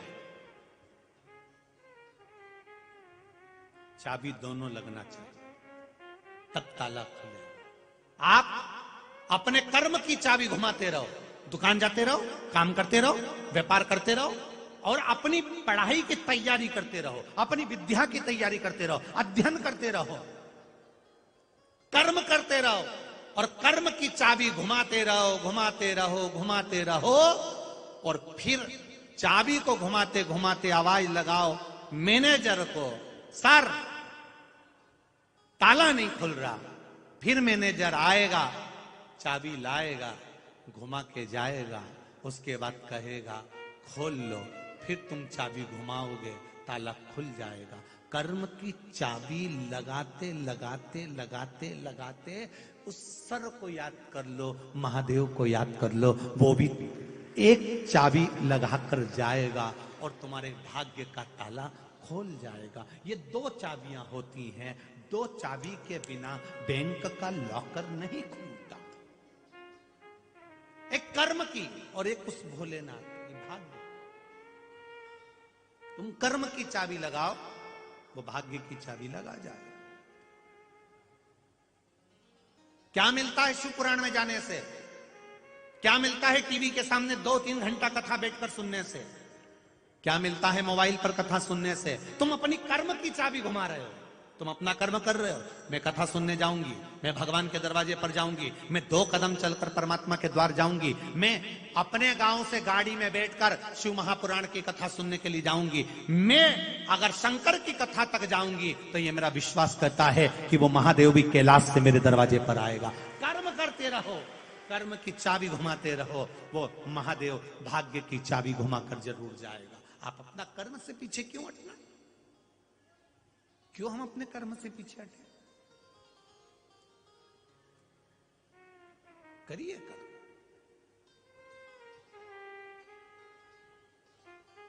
किसान रोज हल चला रहा है, कहीं में हल चलाना ना भूल जाऊं। मेहनत कर रहा है, रोज कर रहा है, कर्म कर रहा है, फल मिलेगा। पार्वती जी ने सुना, देवादिदेव महादेव के पास पहुंच गई। शिव जी ने पूछा, पूछिए ही, हाउ क्या बता रहा है? किसान बोल रहा है कि मैं हल चलाना भूल ना जाऊं, इसलिए रोज हल चलाता हूं। गांव के सब लोग उस पे हंसते हैं, ठिठोली उड़ाते हैं कि रोज हल चढ़ाता है। उसी तरह दुनिया के लोग आप पर भी हंसेंगे, ठिठोली उड़ाएंगे। बताओ, इतना पढ़ा लिखा शंकर जी के मंदिर में जा रहा है, लोटा भर के जल चढ़ा रहा है, इतनी समझदार तू, इतनी अंग्रेजी की पढ़ी हुई, इतनी पढ़ी लिखी, इतनी पढ़ी लिखी, और तू शंकर जी के मंदिर जाती है। दुनिया के लोग कहेंगे बेटियों से, दुनिया के लोग कहेंगे बेटों से, दुनिया के लोग कहेंगे आपसे, पढ़े लिखे जमाने में रहते हो, आज के युग में जियो। क्यों महाराज के चक्कर में पड़े हो और शंकर जी के मंदिर क्यों जा रहे हो? ये दुनिया के लोग हंसेंगे, ठिठोली उड़ाएंगे, कहेंगे। पर किसान को भी लोग कहते थे, पानी नहीं गिर रहा तो हल क्यों चला रहा है, पानी नहीं गिर रहा तो हल क्यों चला रहा है। पर उसने हल चलाना बंद नहीं करा। पार्वती जी ने शिव जी से कह दिया, भोलेनाथ वो किसान हल चलाना ना भूल जाए, इसलिए वो रोज हल चलाता है। अब मुझे टेंशन बहुत सारी हो गई है। शिव जी ने पूछा, तुझे काहे की टेंशन हो गई? पार्वती जी बोली, तुम्हारी झोली में जो कंधे पे झोली टंगी रहती है उसमें एक शंख है, जिसको वर्षा शंख कहते हैं। तुम जब जब बजाते हो तब तब वर्षा होती है। पर प्रभु 9 साल निकल गए, तुमने एक बार भी शंख बजा के देखा? शिव जी बोले, उससे क्या होगा? पार्वती जी बोली, किसान हल इसलिए चला रहा है कि हल चलाना ना भूल जाए। मुझे तो लगता है कि तुम भी शंख बजाना भूल गए। शिव जी ने पार्वती से कहा, ऐसा नहीं हो सकता कि मैं शंख बजाना भूल जाऊं, ये कभी नहीं हो सकता। पार्वती जी बोली, मैं तुम्हारी बात मान ही नहीं सकती, मैं नहीं मान सकती कि तुम शंख बजाना नहीं भूले। शिव जी बोले, पार्वती तू मुझे हल्का फुल्का समझती है क्या? मैं शंख बजाना कभी नहीं भूल सकता। पार्वती जी बोली, फालतू की बात मत करो, मुझे सब मालूम है, तुम्हें शंख बजाना 9 साल में तुम भूल चुके हो, पक्के में भूल चुके हो। शिव जी ने कहा, मैं बोल रहा हूं ना नहीं भूला। पार्वती जी बोली, मैं नहीं मान सकती। शंकर जी ने निकाला झोली में से शंख और पार्वती से कहा, देख अब भी बजा के बताता हूं। और जो शंख बजाया, अब वर्षा शंख था, बजाते से बादल घुमड़ के आ गए और पानी गिरना चालू हो गया। बादल गिर के आए, पानी गिरना प्रारंभ। तुम जाओ शिव के मंदिर, तुम जाओ शंकर जी के मंदिर, एक लोटा जल चढ़ाने के लिए जाओ, जाते रहो जाते रहो जाते रहो जाते रहो। दुनिया के लोग हंसेंगे, गालियां देंगे, अपशब्द कहेंगे, ताने कसेंगे। तुम रोज घर से लोटा लेकर पानी डालने के लिए शिव जी को चढ़ाने के लिए जाओगे, लोग हंसेंगे। दुकान, जितनी दुकान तुम्हारे घर के सामने होगी वो भी ठिठोली उड़ाएंगे। चल दी सती सावित्री।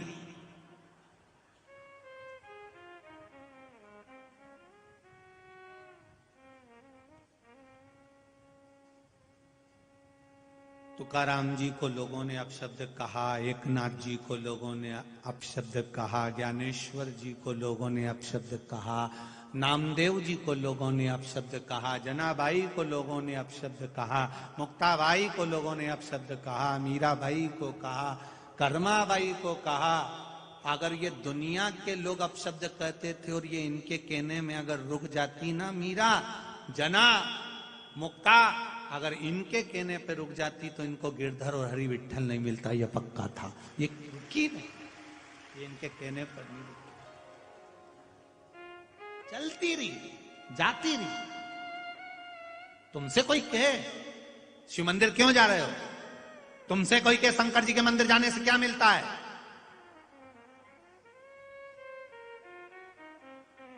क्या मिलता है शिव जी से, शिव जी के मंदिर जाने से, तो उसी समय पे पल्लू रख कर बोल दो, तेरे जैसा अक्ल देने वाला मिलता है।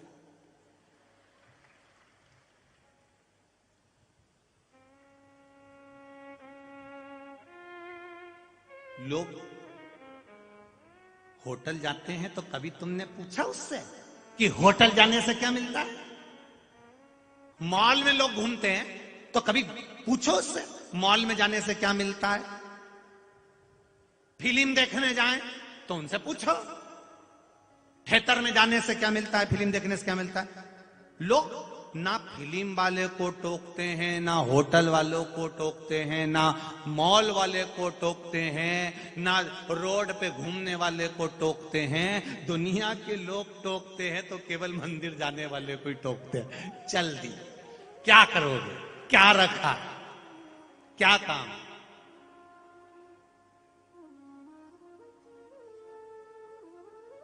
एक छोरा, एक लड़की सिर पे तिलक लगा के चली जाए तो इसकी बेस्ट फ्रेंड 25 बार पूछेगी, पूजन में से आ रही हो? आज तुम्हारे यहां पूजन थी क्या? आज तुम्हारे यहां कोई पाठ था क्या? तो वो पूछे क्यों, क्या हो गया? तूने तिलक लगाया है ना। तो इतने में उसको शान से कह देना चाहिए, ये मेरे सनातन धर्म की निशानी है, इसलिए लगा कर जा रहा। ये मेरे सनातन धर्म की निशानी है, इसलिए माथे पर तिलक लगा कर जा रही हूं। मस्तक पर बिंदी, मुख में हिंदी, ये मेरे भारत की निशानी है। माथे पर बिंदी हो, मुख में हिंदी हो, ये मेरे भारत की निशानी है। पर लोग उसे मिटाते जा रहे, मिटाते जा रहे, मिटाते जा रहे। पहले इतनी बड़ी महाराष्ट्र की जनाबाई मेरी रुक्मणी जी की,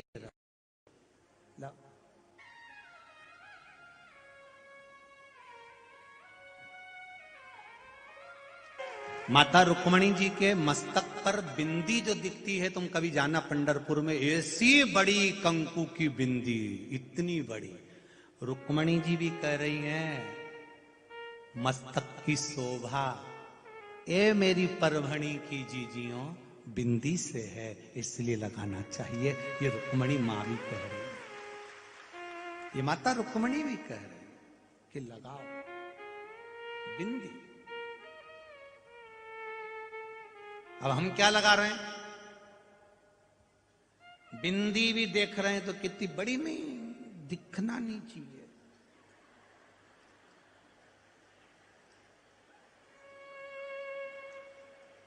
कैमरे वाले भैया आना जरा बाजू में मेरे,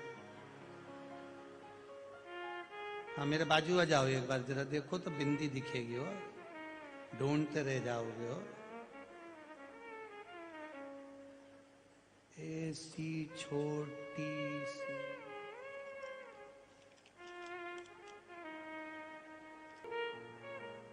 दिख गई, दिखी, इतनी छोटी सी।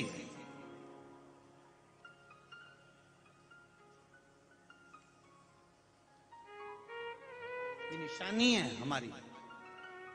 मस्तक पर तिलक हो, गले में तुलसी या रुद्राक्ष की माला हो, और भगवान का भजन तुम्हारे मुख पर सदा हो, ये निशानी है।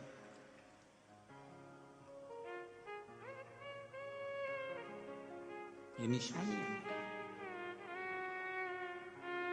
पर पता नहीं आप लोगों को कौन ने कह दिया कि ज्यादा बड़ी टिकी नहीं लगाना। कोई ने बोला कुछ था, तुम समझ कुछ गई। सब जब तुम्हारी विदाई मायके से करी थी तो उन्होंने कहा था बेटा ज्यादा बड़ी बात मत करना। इसने गलत सुन लिया, ज्यादा बड़ी टीकी मत लगाना। इसने गलत सुन लिया, वो गड़बड़। अभी ये पोकड़ी में कथा थी तो किसी ने एक प्रश्न कर लिया था, गुरुजी हम नारियों से मांग में सिंदूर रहता है, गले में मंगलसूत्र रहता है, हाथ में चूड़ा रहता है, पांव पैजनिया बिछोड़ी रहती है, नैनों में सुरमा लाली रहती है।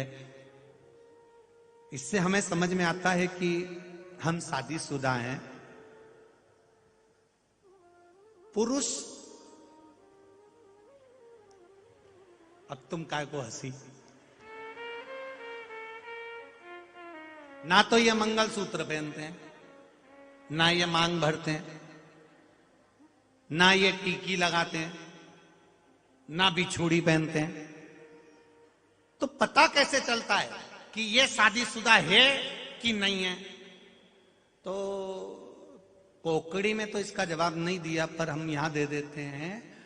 अगर शादीशुदा व्यक्ति को पहचानना है तो 10 लोग अगर हंस रहे हो और एक व्यक्ति चुप बैठा हो, समझ जाना इसकी शादी हो गई है,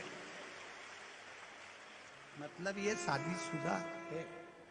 इसके चेहरे से जब स्माइल चली जाए, खत्म हो जाए। जब भी बैठेगा पत्नी मुस्कुराने की बात कर रही, पत्नी हंसी की बात करे, और ये जब हंसे तक नहीं।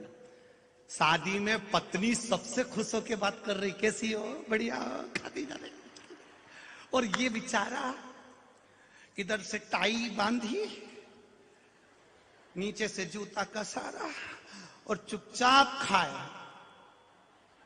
समझ लेना शादीशुदा है, पहचान अलग दिख जाएगा, शादी हो जाए, बिखरा। शादी के पहले घर की कई बुजुर्ग माताएं कह देती है, महारा छोरा शादी के पहले महारा मुलगा, शादी के पहले माझा मुलगा।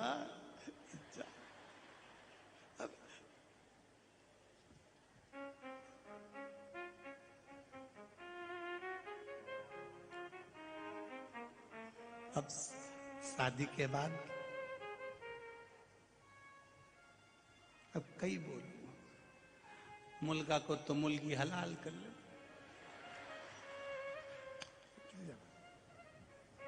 शंभू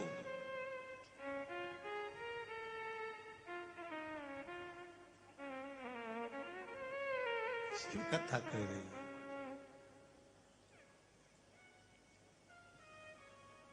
अपने स्थान पर बैठकर भगवान शंकर से प्रार्थना करें, हे भोलेनाथ, आज कथा का विराम दिवस है, हम अपने दिल की बात भोलेनाथ जी से कहने के लिए आए। आप लोग जहां पर भी हैं अपनी जगह पर बैठकर भगवान शिव से आज कथा विराम के दिन दिल से बाबा से प्रार्थना करें। जो जहां पर है अपनी जगह पर बैठकर भगवान शंकर से प्रार्थना करें, दिल से, मन से। श्री शिवाय नमस्तु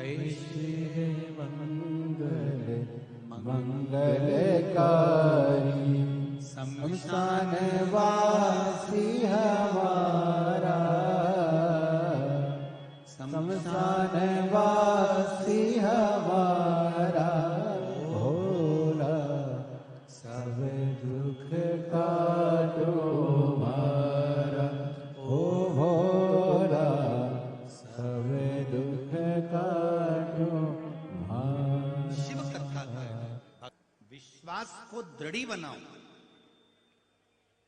पार्वती जी ने शिव जी से कहा कहीं आप शंख बजाना तो ना भूल गए। शिव जी ने शंख बजाया, बादल घुमर कर आए, जल वृष्टि प्रारंभ हो गई। आप मेहनत करिए, कर्म करिए, अपना कर्म पूरा करिए, कभी भी वो शंख बजा देगा और आपके ऊपर कृपा की जलवृष्टि बरसा देगा।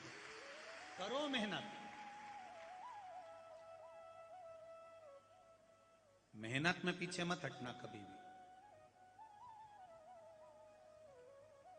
जब सब जगह से हार जाओ, सारी दुनिया से जब तुम ठोकर खा लो, धक्के देकर तुमको दुनिया बाहर निकाल दे, कोई ना पूछे, तब अंत समय में देव अधिदेव महादेव के चरणों में जाकर बैठ जाओ, वो समय। एक पत्र आया है, देखिए पत्र तो आज बहुत सारे हैं, बहुत अच्छे अच्छे हैं।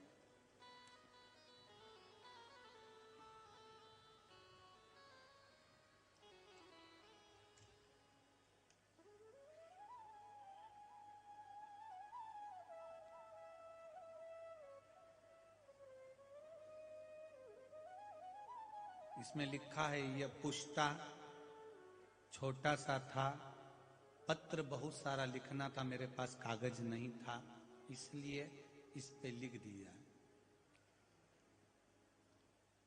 जिसने लिखा है इस पुष्टे पर, वो अपनी जगह पर खड़े हो जाना। शिव भोले का क्या बखान करूं गुरुदेव, 13 साल हो गए थे मेरे यहां संतान नहीं थी। 13 वर्ष से कोई संतान का सुख नहीं था। जिसने लिखा हो अपनी जगह खड़े होकर दोनों हाथ हिला देना। 13 वर्ष से संतान नहीं। गुरुदेव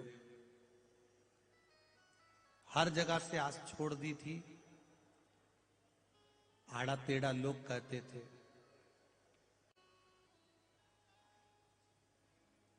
बाबा की कृपा, भरोसा। आपने कहा है 1 लोटा जल शिव जी को चढ़ाना, सफेद आंकड़े की जड़ को तुमरुका जी का नाम लेकर 21 बार घुमाकर शिव जी पे से मैंने कमर में शिव मंदिर में बांध लिया। 1 बार जड़ बांधी, लाभ नहीं हुआ, उसको मैंने विसर्जन कर दिया। दूसरी बार बांधी, विसर्जन कर दिया, लाभ नहीं हुआ। मैंने भी सोच लिया शिव पर भरोसा, अगर गुरु जी कहते हैं इतना करो कि वो संभाल ले। 1-2 बार जब नहीं हुआ, तब मैंने तीसरी बार फिर सफेद आंकड़े की जड़ को लाकर शिव जी पे से घुमाकर कमर में बांध लिया, और बाबा की कृपा से 13 साल के बाद मेरे यहां संतान की प्राप्ति हुई। ये शिव तत्व, ये वो घड़ी। एक पत्र और बढ़िया है, देखिए।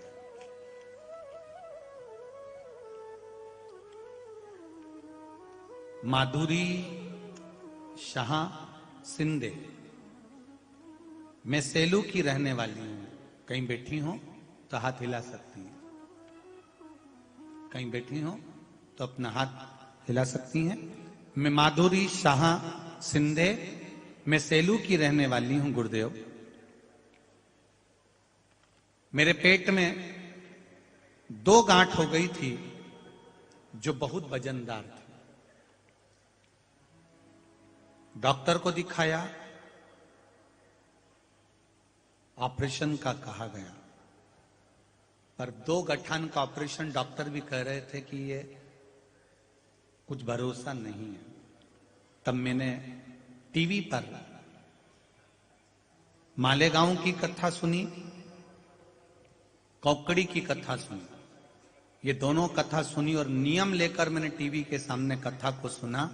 शिव जी पर जल चढ़ाना, पानी पीना प्रारंभ करा, एक बेलपत्र खाना प्रारंभ करा। 2 कथा का नियम लिया था और फिर मैंने बाबा से कहा था तीसरी कथा जहां भी होगी वहां प्रणाम करने के लिए, धोक लगाने, प्रणाम करने के लिए जाऊंगी। बाबा मेरे पेट की गठाने दोनों गल जाएं। बाबा की कृपा हुई, 2 कथा पूरी सुनी और मैंने फिर सोनोग्राफी करवाया। गुरुजी मैं अपना फोटो भी लगा रही हूं, मोबाइल नंबर भी लिख रही हूं कि भोले पर विश्वास क्या होता है। टीवी के सामने कथा सुनी, जल पीती, बेलपत्र खाती और आज तीसरी कथा में मुझे बाबा ने सोनोग्राफी जब करवाई तो मेरी दोनों गठा निकल चुकी थी, तो मैं यहां आई हूं बाबा को प्रणाम करने के लिए।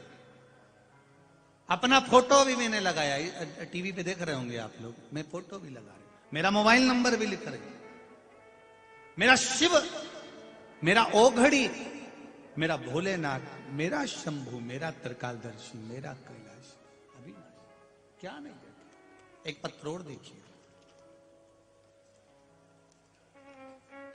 मेरा नाम मयूरी पवार है। मेरी शादी को 7 साल हो चुके थे। हमने इंदौर, पूना, परभणी, अहमदाबाद, हैदराबाद, जगह जगह पर जाकर इलाज करवाया। कहीं बैठी हो तो हाथ हिला देना, करना चालू करा, और बाबा की ऐसी कृपा हुई गुरुदेव कि मेरे भोलेनाथ ने मेरी गोदी भर दी। 7 साल के बाद मेरे यहां संतान हुई है। मैं उसको धोख लगाने, प्रणाम करने आई हूं। एक बार उसको थोड़ा सा ऊंचा कर दो, बस ठीक है। हर हर महादेव, श्री शिवाय नमस्ते। बैठिए, हर हर महादेव। शिव तत्व इसी को कहते हैं। हम फिर निवेदन करेंगे। आपको लगता है कि आपका व्यापार नहीं चल रहा, आपको लगता है कि आपके घर में शांति नहीं, आपको लगता है कि मेरा यह काम होना चाहिए, नहीं हो रहा, तो प्रयास करना। 2 लोटा जल घर से लेकर जाइए, एक के ऊपर एक कलश को रख लो, नीचे 5 बेलपत्र, शिव जी के मंदिर में जाकर सबसे पहले बेलपत्र चढ़ाओ, फिर 1 लोटा जो सबसे ऊपर रखा हुआ है उसका पानी शिव जी को चढ़ा दो। दूसरा लोटा जो लेकर गए हो वो जल बेलपत्री के पेड़ के नीचे चढ़ा दो। 1 मिनट बैठकर श्री शिवाय नमस्तुभ्यम का जाप कर कर उस बेलपत्री के वृक्ष के नीचे, जहां पर 33 कोटि देवी देवता बुआरी लगाने के लिए आते हैं, जहां लक्ष्मी 24 घंटे रहती है, सरस्वती का निवास है, 64 योगनियां जहां निवास करती हैं, 33 कोटि देवता जिस बेलपत्री के नीचे रहते हैं, उस बेलपत्री के वृक्ष के नीचे 1 मिनट बैठकर श्री शिवाय नमस्तुभ्यम कहकर अपने दिल की बात मेरे बाबा से प्रार्थना करो और अपने घर पर आ जाओ। बाबा चाहेगा तो 3 महीने में कार्य सफल कर ही दे। कभी कभी भगवान शिव की आराधना का चित्त आनंद सुख हमें बढ़ाना पड़ता।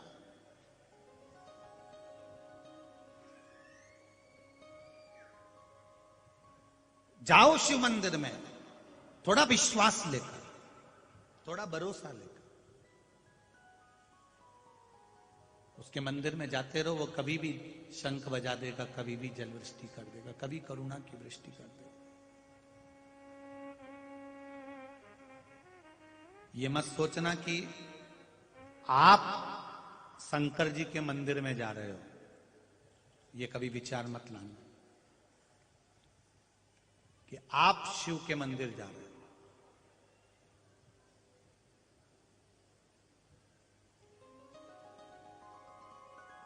जब संकट कटने लगे, मिटने लगे कलेश, तब समझ जाना कि तुम्हारे दिल में शिव ने कर लिया प्रवेश। तब समझ जाना। संकट कटने लगे, तकलीफें कटने लगे, दुख कटने लगे, 1 लोटा जल चढ़ाते चढ़ाते तुम्हारा मन शिव में रमने लगे। शिव महापुराण की कथा ये लाखों भक्त जो श्रवण कर रहे हैं, आस्था चैनल के माध्यम से, फेसबुक यूट्यूब के माध्यम से, चाहे या दिल जब शिव से जुड़ने लगे, महादेव से जब मन लगने लगे,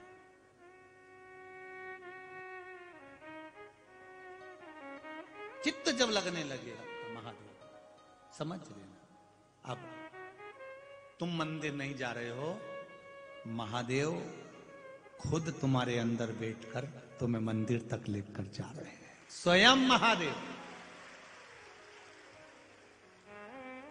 स्वयं मां।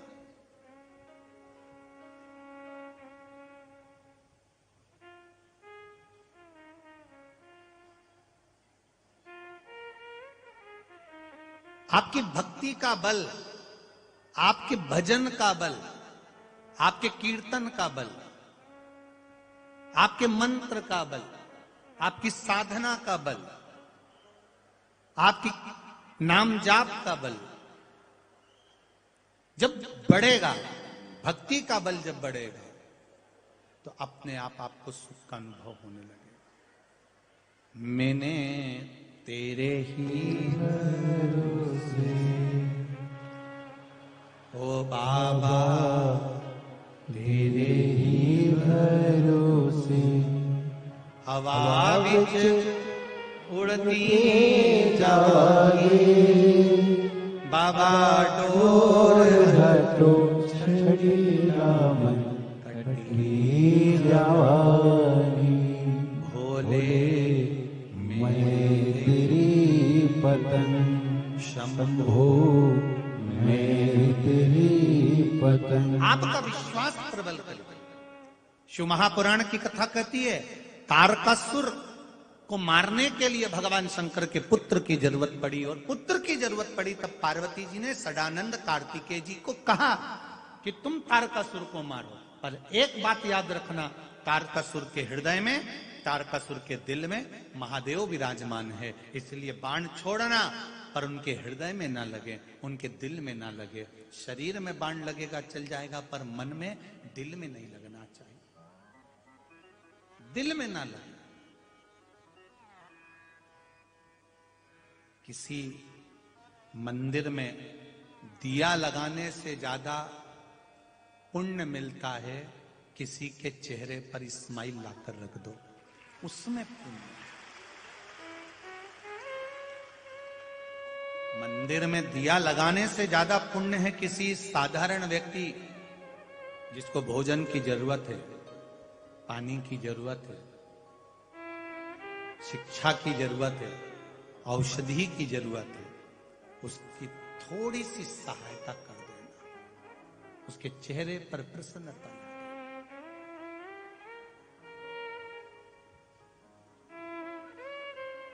एक बात आप लोगों से कहना चाहेंगे, अच्छी लगे तो अपनी जिंदगी में उतारना, अच्छी लगे तो।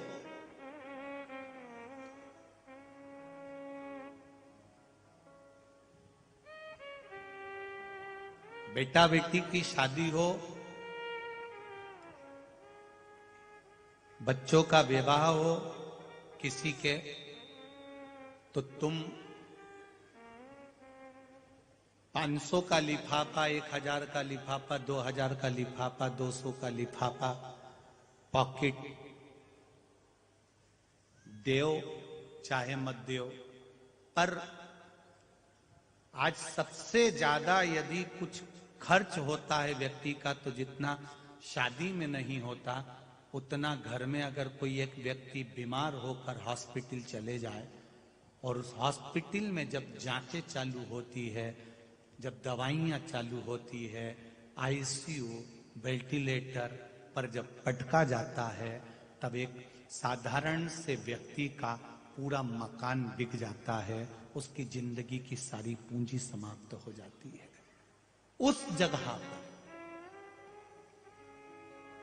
परिवार के जितने लोग उसको देखने के लिए जाएं, तुम उनके बच्चों की शादी में कुछ खर्च करो मत करो, लिफाफा दो मत दो, पर उसको जब देखने जाओ तो ये जरूर बोल कर आना, तुम चिंता मत करना, 5000 तक का खर्चा मैं कर सकती हूं, जब जरूरत पड़े मेरे पास आ जाओ। तुम्हारी कैपेसिटी 500 रुपए की है तो तुम बोल कर आना कि 500 रुपए में भेज दूंगी अगर दवाई में कहीं लग रहा हो। 200 रुपए की कैपेसिटी हो तो 200 रुपए का बोलकर आ जाना, मैं 200 रुपए खर्च कर सकती हूं, अगर बोलो तो मैं एक ग्लूकोज की बोतल भेज देती हूं, एक इंजेक्शन का खर्चा मैं उठा लेती हूं, वो 50 रुपए का मेरी कैपेसिटी है, 50 रुपए की मेरी कैपेसिटी है, मैं 50 रुपए का खर्चा उठा सकती।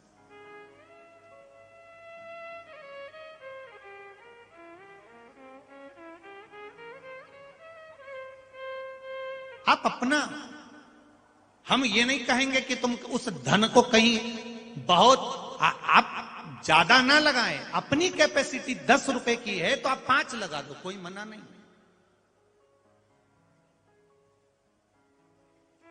लगा दो।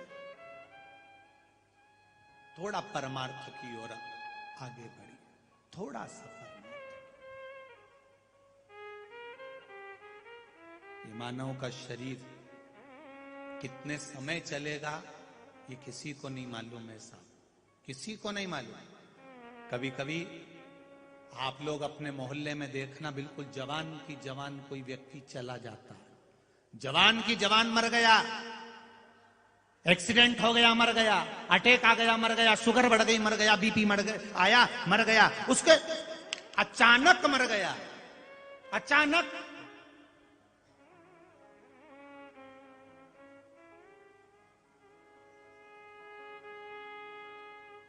आश्चर्य होता है लोगों को, बिल्कुल अभी तो मिले थे, अभी तो दिखे थे, समाप्त हो गए। पर कभी जो मरा उसका स्मरण तुमने करा कि वो मर गया, कभी उसका स्मरण यह करना कि उसने अपनी जिंदगी में आकर करा क्या। केवल दुकान पर बैठा, बच्चों को पढ़ाया, स्कूल कॉलेज भेजा, पत्नी के लिए घर बनाया, गाड़ी बनाई, बंगला बनाया, परमार्थ क्या करा उसने। आने के बाद संसार सागर में उसने अच्छा कर्म क्या करा। कभी किसी से, उसके पास में कुछ भी नहीं था ना, धन भी नहीं था, तो कुछ मत देता, पर प्रेम से 2 शब्द ही बोल लेता तो वो भी पूंजी हो जाती। नहीं है ना आपके पास दौलत, नहीं है धन, नहीं है वैभव, मत दो, पर किसी से प्रेम से तो बोल लो, कोई स्नेह के शब्द तो बोलो। वाणी ऐसी बोलिए जो मन का आपा खोए, पर आज के जमाने में वाणी ऐसी बोलिए जो जम के झगड़ा होए, पर उससे मत बोलिए जो तुमसे तगड़ा। क्या करोगे उससे? आपके पास में धन नहीं है देने के लिए, आपके पास में सत्ता नहीं है देने के लिए, आपके पास में भोजन नहीं है देने के लिए, आपके पास में पानी नहीं है देने के लिए। मीठी वाणी तो है, मीठी वाणी दीजिए। सास कितना भी अपशब्द बोले, ससुर कितना भी अपशब्द बोले, पति कितना भी अपशब्द बोले, पत्नी कितना भी अपशब्द बोले, बेटा कितना भी अपशब्द बोले, भाई कितना भी अपशब्द बोले, बहन कितना भी अपशब्द बोले, पर आपके मुख से मीठी वाणी कभी खत्म नहीं होना चाहिए। वो बोलेगा उसको भुगतना पड़ेगा, हम बोलेंगे हमको आनंद का अनुभव होगा। बोल, आग लगे बस्ती में अपन रहो मस्ती में, क्या किसको रोइए चादर तान के सोइए। बोले बोले तो बोलता रहे, उससे कोई हमें फर्क नहीं पड़ता। मीठी वाणी देना प्रारंभ करो, मिठास।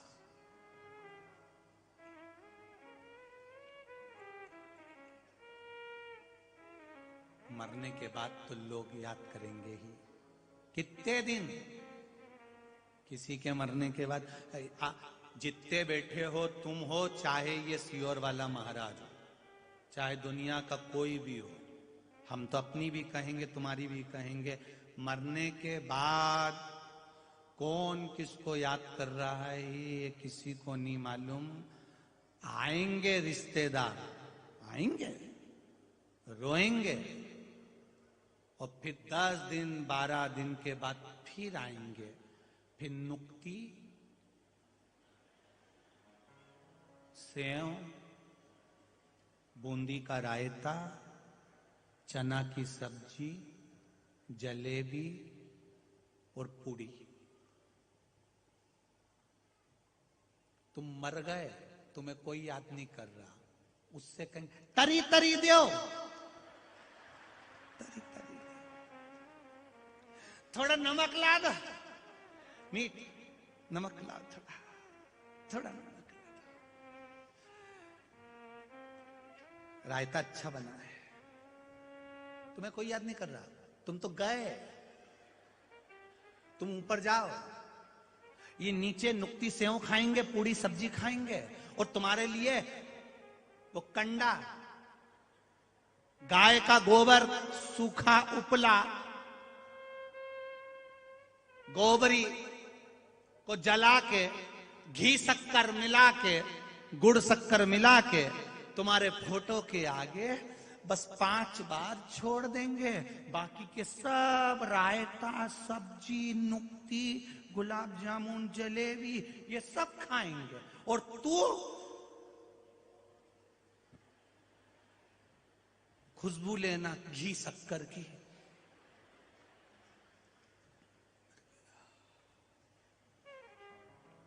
हंसो मती, तुम हो चाहे हम हो, फोटो टंगेगा जरूर।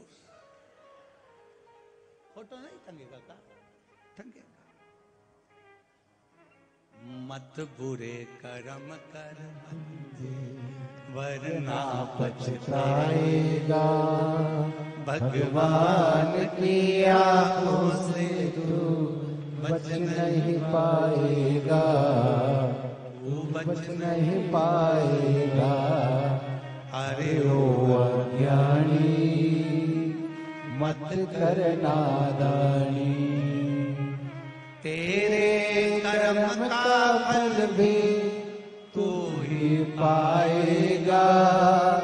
जैसा किया तूने तेरे आगे आएगा। मत बुरे कर्म कर बंदे, मत बुरे कर्म कर बंदे, वरना पछताएगा। भगवान की आंखों से तू बच नहीं पाएगा, तू बच नहीं पाएगा। आप नहीं दे सकते किसी को कुछ। प्रेम की वाणी बोलना चालू करो, अच्छा बोलो।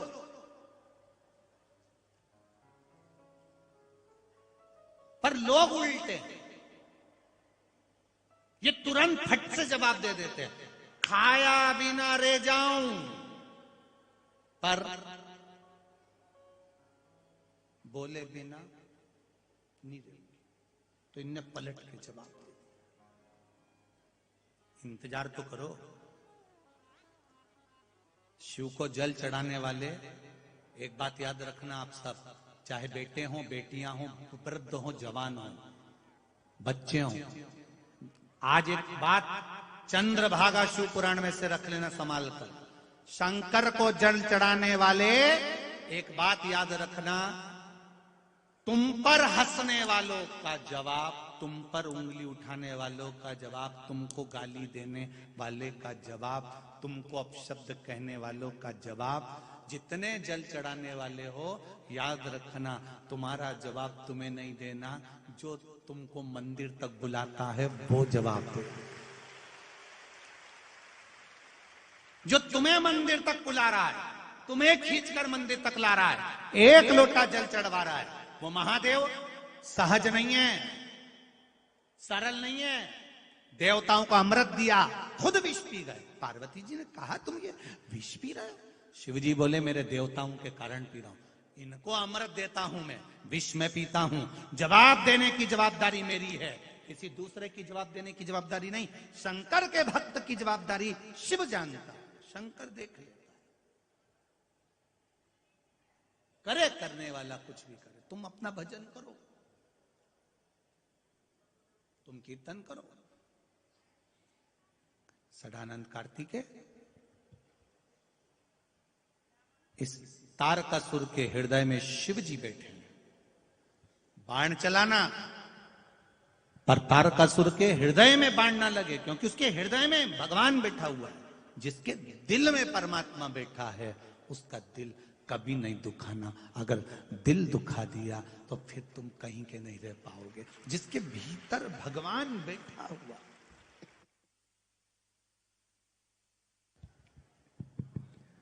जिसके भीतर भगवान बैठा हुआ है, उसका दिल तुम ना दुखाइए। भगवान उसके भीतर विराजमान है, भगवान उसके भीतर बैठा हुआ।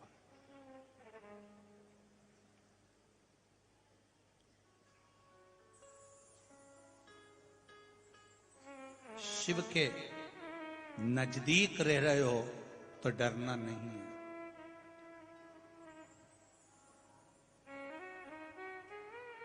जो रेलवे स्टेशन के पास रहते हैं, बस स्टैंड के पास रहते हैं, थाने के पास रहते हैं, हॉस्पिटल के पास रहते हैं, वो बहुत अकड़ में रहते हैं। कभी भी आओ, स्टेशन के पास ही हमारा घर है। जैसे स्टेशन इनके काका जी का है। इतनी अकड़, कभी भी आओ, आधी रात को आओ, बस स्टैंड पे अपना घर है। मेरा घर थाने के बिल्कुल पास में, थाने के पास, मतलब थानेदार इनका काका जी।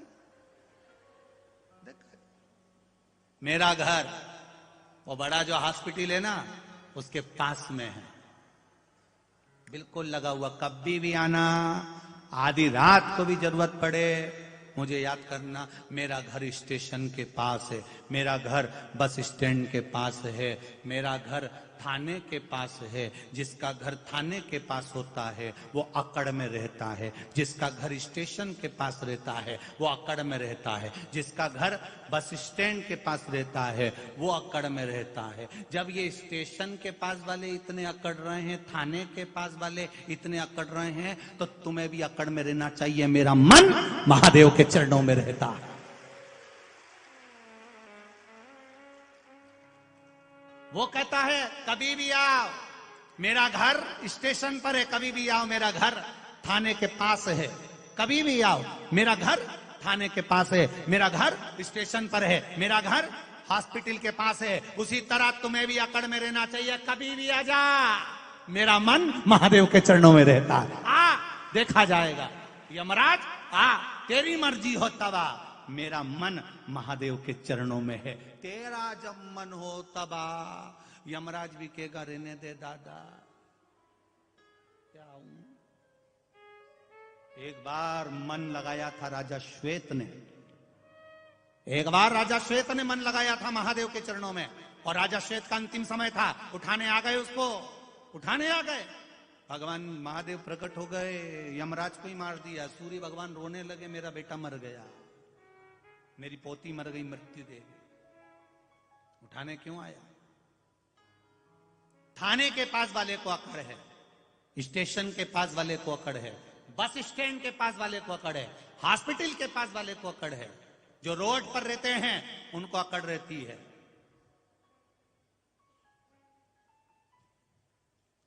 एक अकड़ तुम्हें भी होना चाहिए, मेरा महादेव मेरे साथ में है, मैं उसके चरणों में रोज जाता हूं, मेरा मन वहां लगा रहता है। ओ दुनिया के घर कहीं पर भी हो, हमें उससे मतलब नहीं, परंतु आपका मन महादेव के चरणों में होना चाहिए।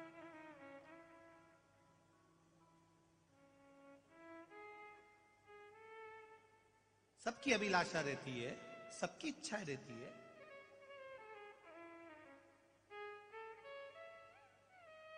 कॉलोनी के अंदर जो मकान रहता है उसकी ज्यादा कीमत होती है कि रोड पे जिसका मकान होता है उसकी ज्यादा कीमत होती है?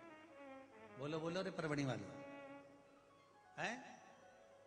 रोड के मकान की कीमत ज्यादा होती है ना? बोलो तो, तुम लोग तो ऐसे बैठे हो जैसे कि किसी ने कुछ बोल दिया। रोड की कीमत ज्यादा है, ठीक है।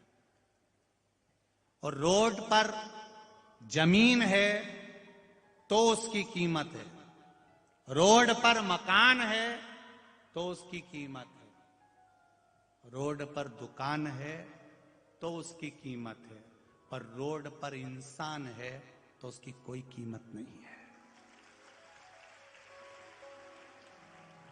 आप अगर रोड पर आ गए तो आपकी कोई कीमत नहीं रहेगी। दुकान की कीमत रोड पर हो सकती है, मकान की कीमत रोड पर हो सकती है, जमीन की कीमत रोड पर हो सकती है, पर जब बुरा वक्त आता है और इंसान रोड पर आ जाता है तब उसकी कोई कीमत नहीं होती।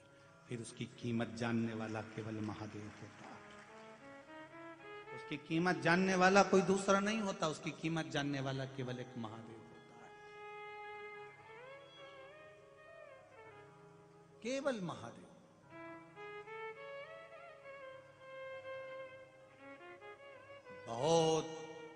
बहुत पैसा होगा, दर्शन करने गए हो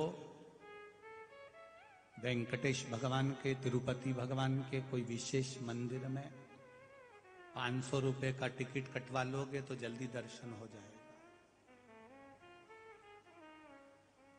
1000 रुपए का टिकट ले लोगे तो जल्दी दर्शन हो जाएगा। पर जो साधारण है, सहज, उसके पास में इतना धन नहीं कि 500 का टिकट कटवा सके, वो तिरुपति तक चला गया, रेल का टिकट कटवाकर पहुंच गया, उसके बाद में उसके पास 500 और 1000 रुपए टिकट कटवाने के भले ना हो। दुनिया के लोग 500 का टिकट कटवाकर मंदिर के अंदर दर्शन करने जाते हैं, 1000 का टिकट कटवाकर मंदिर के अंदर दर्शन करने जाते हैं। पर जिनके पास टिकट का भी पैसा नहीं होता, उसको मंदिर के अंदर जाने की जरूरत नहीं पड़ती, वेंकटेश भगवान मंदिर के बाहर आ जाते हैं।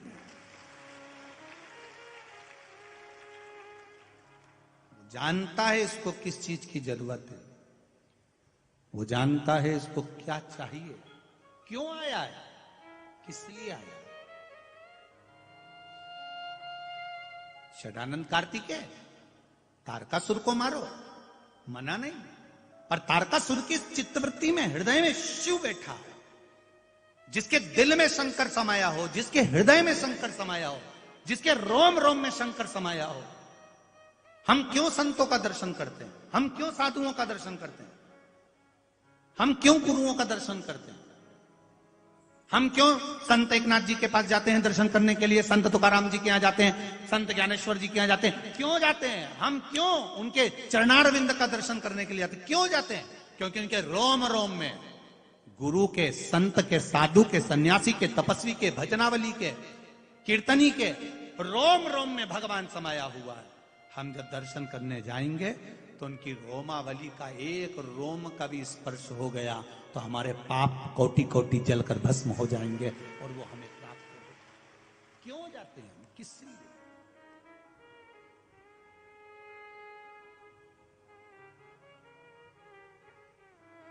शंभु शरणे पड़ी मांगू घड़ी रे घड़ी, दुख काटो दया करी न दर्शन आपो, दया करी न दर्शन आपो। हम जा रहे हैं संतों के पास, क्यों? क्योंकि उनके हृदय में, उनके दिल में, उनके रोमावली में भगवान बैठा है। उसी तरह तारकासुर असुर है, राक्षस है, राक्षस प्रवृत्ति का है, पर इसके दिल में शिव समाया हुआ है, इसलिए इसके हृदय में बाण नहीं लगना चाहिए। इसके हृदय में बाण ना लगे, इसका ध्यान रखना। कोई शंकर का उपासक हो, शिव का भक्त हो, शंकर की आराधना करने वाला हो, शिव पर एक लोटा जल चढ़ाने वाला हो, शंकर की भक्ति में अलमस्त होकर डूबा हुआ हो, उसका दिल कभी मत दुखाना, कभी मत दुखाओ, नहीं तो रोना तुमको पड़ेगा।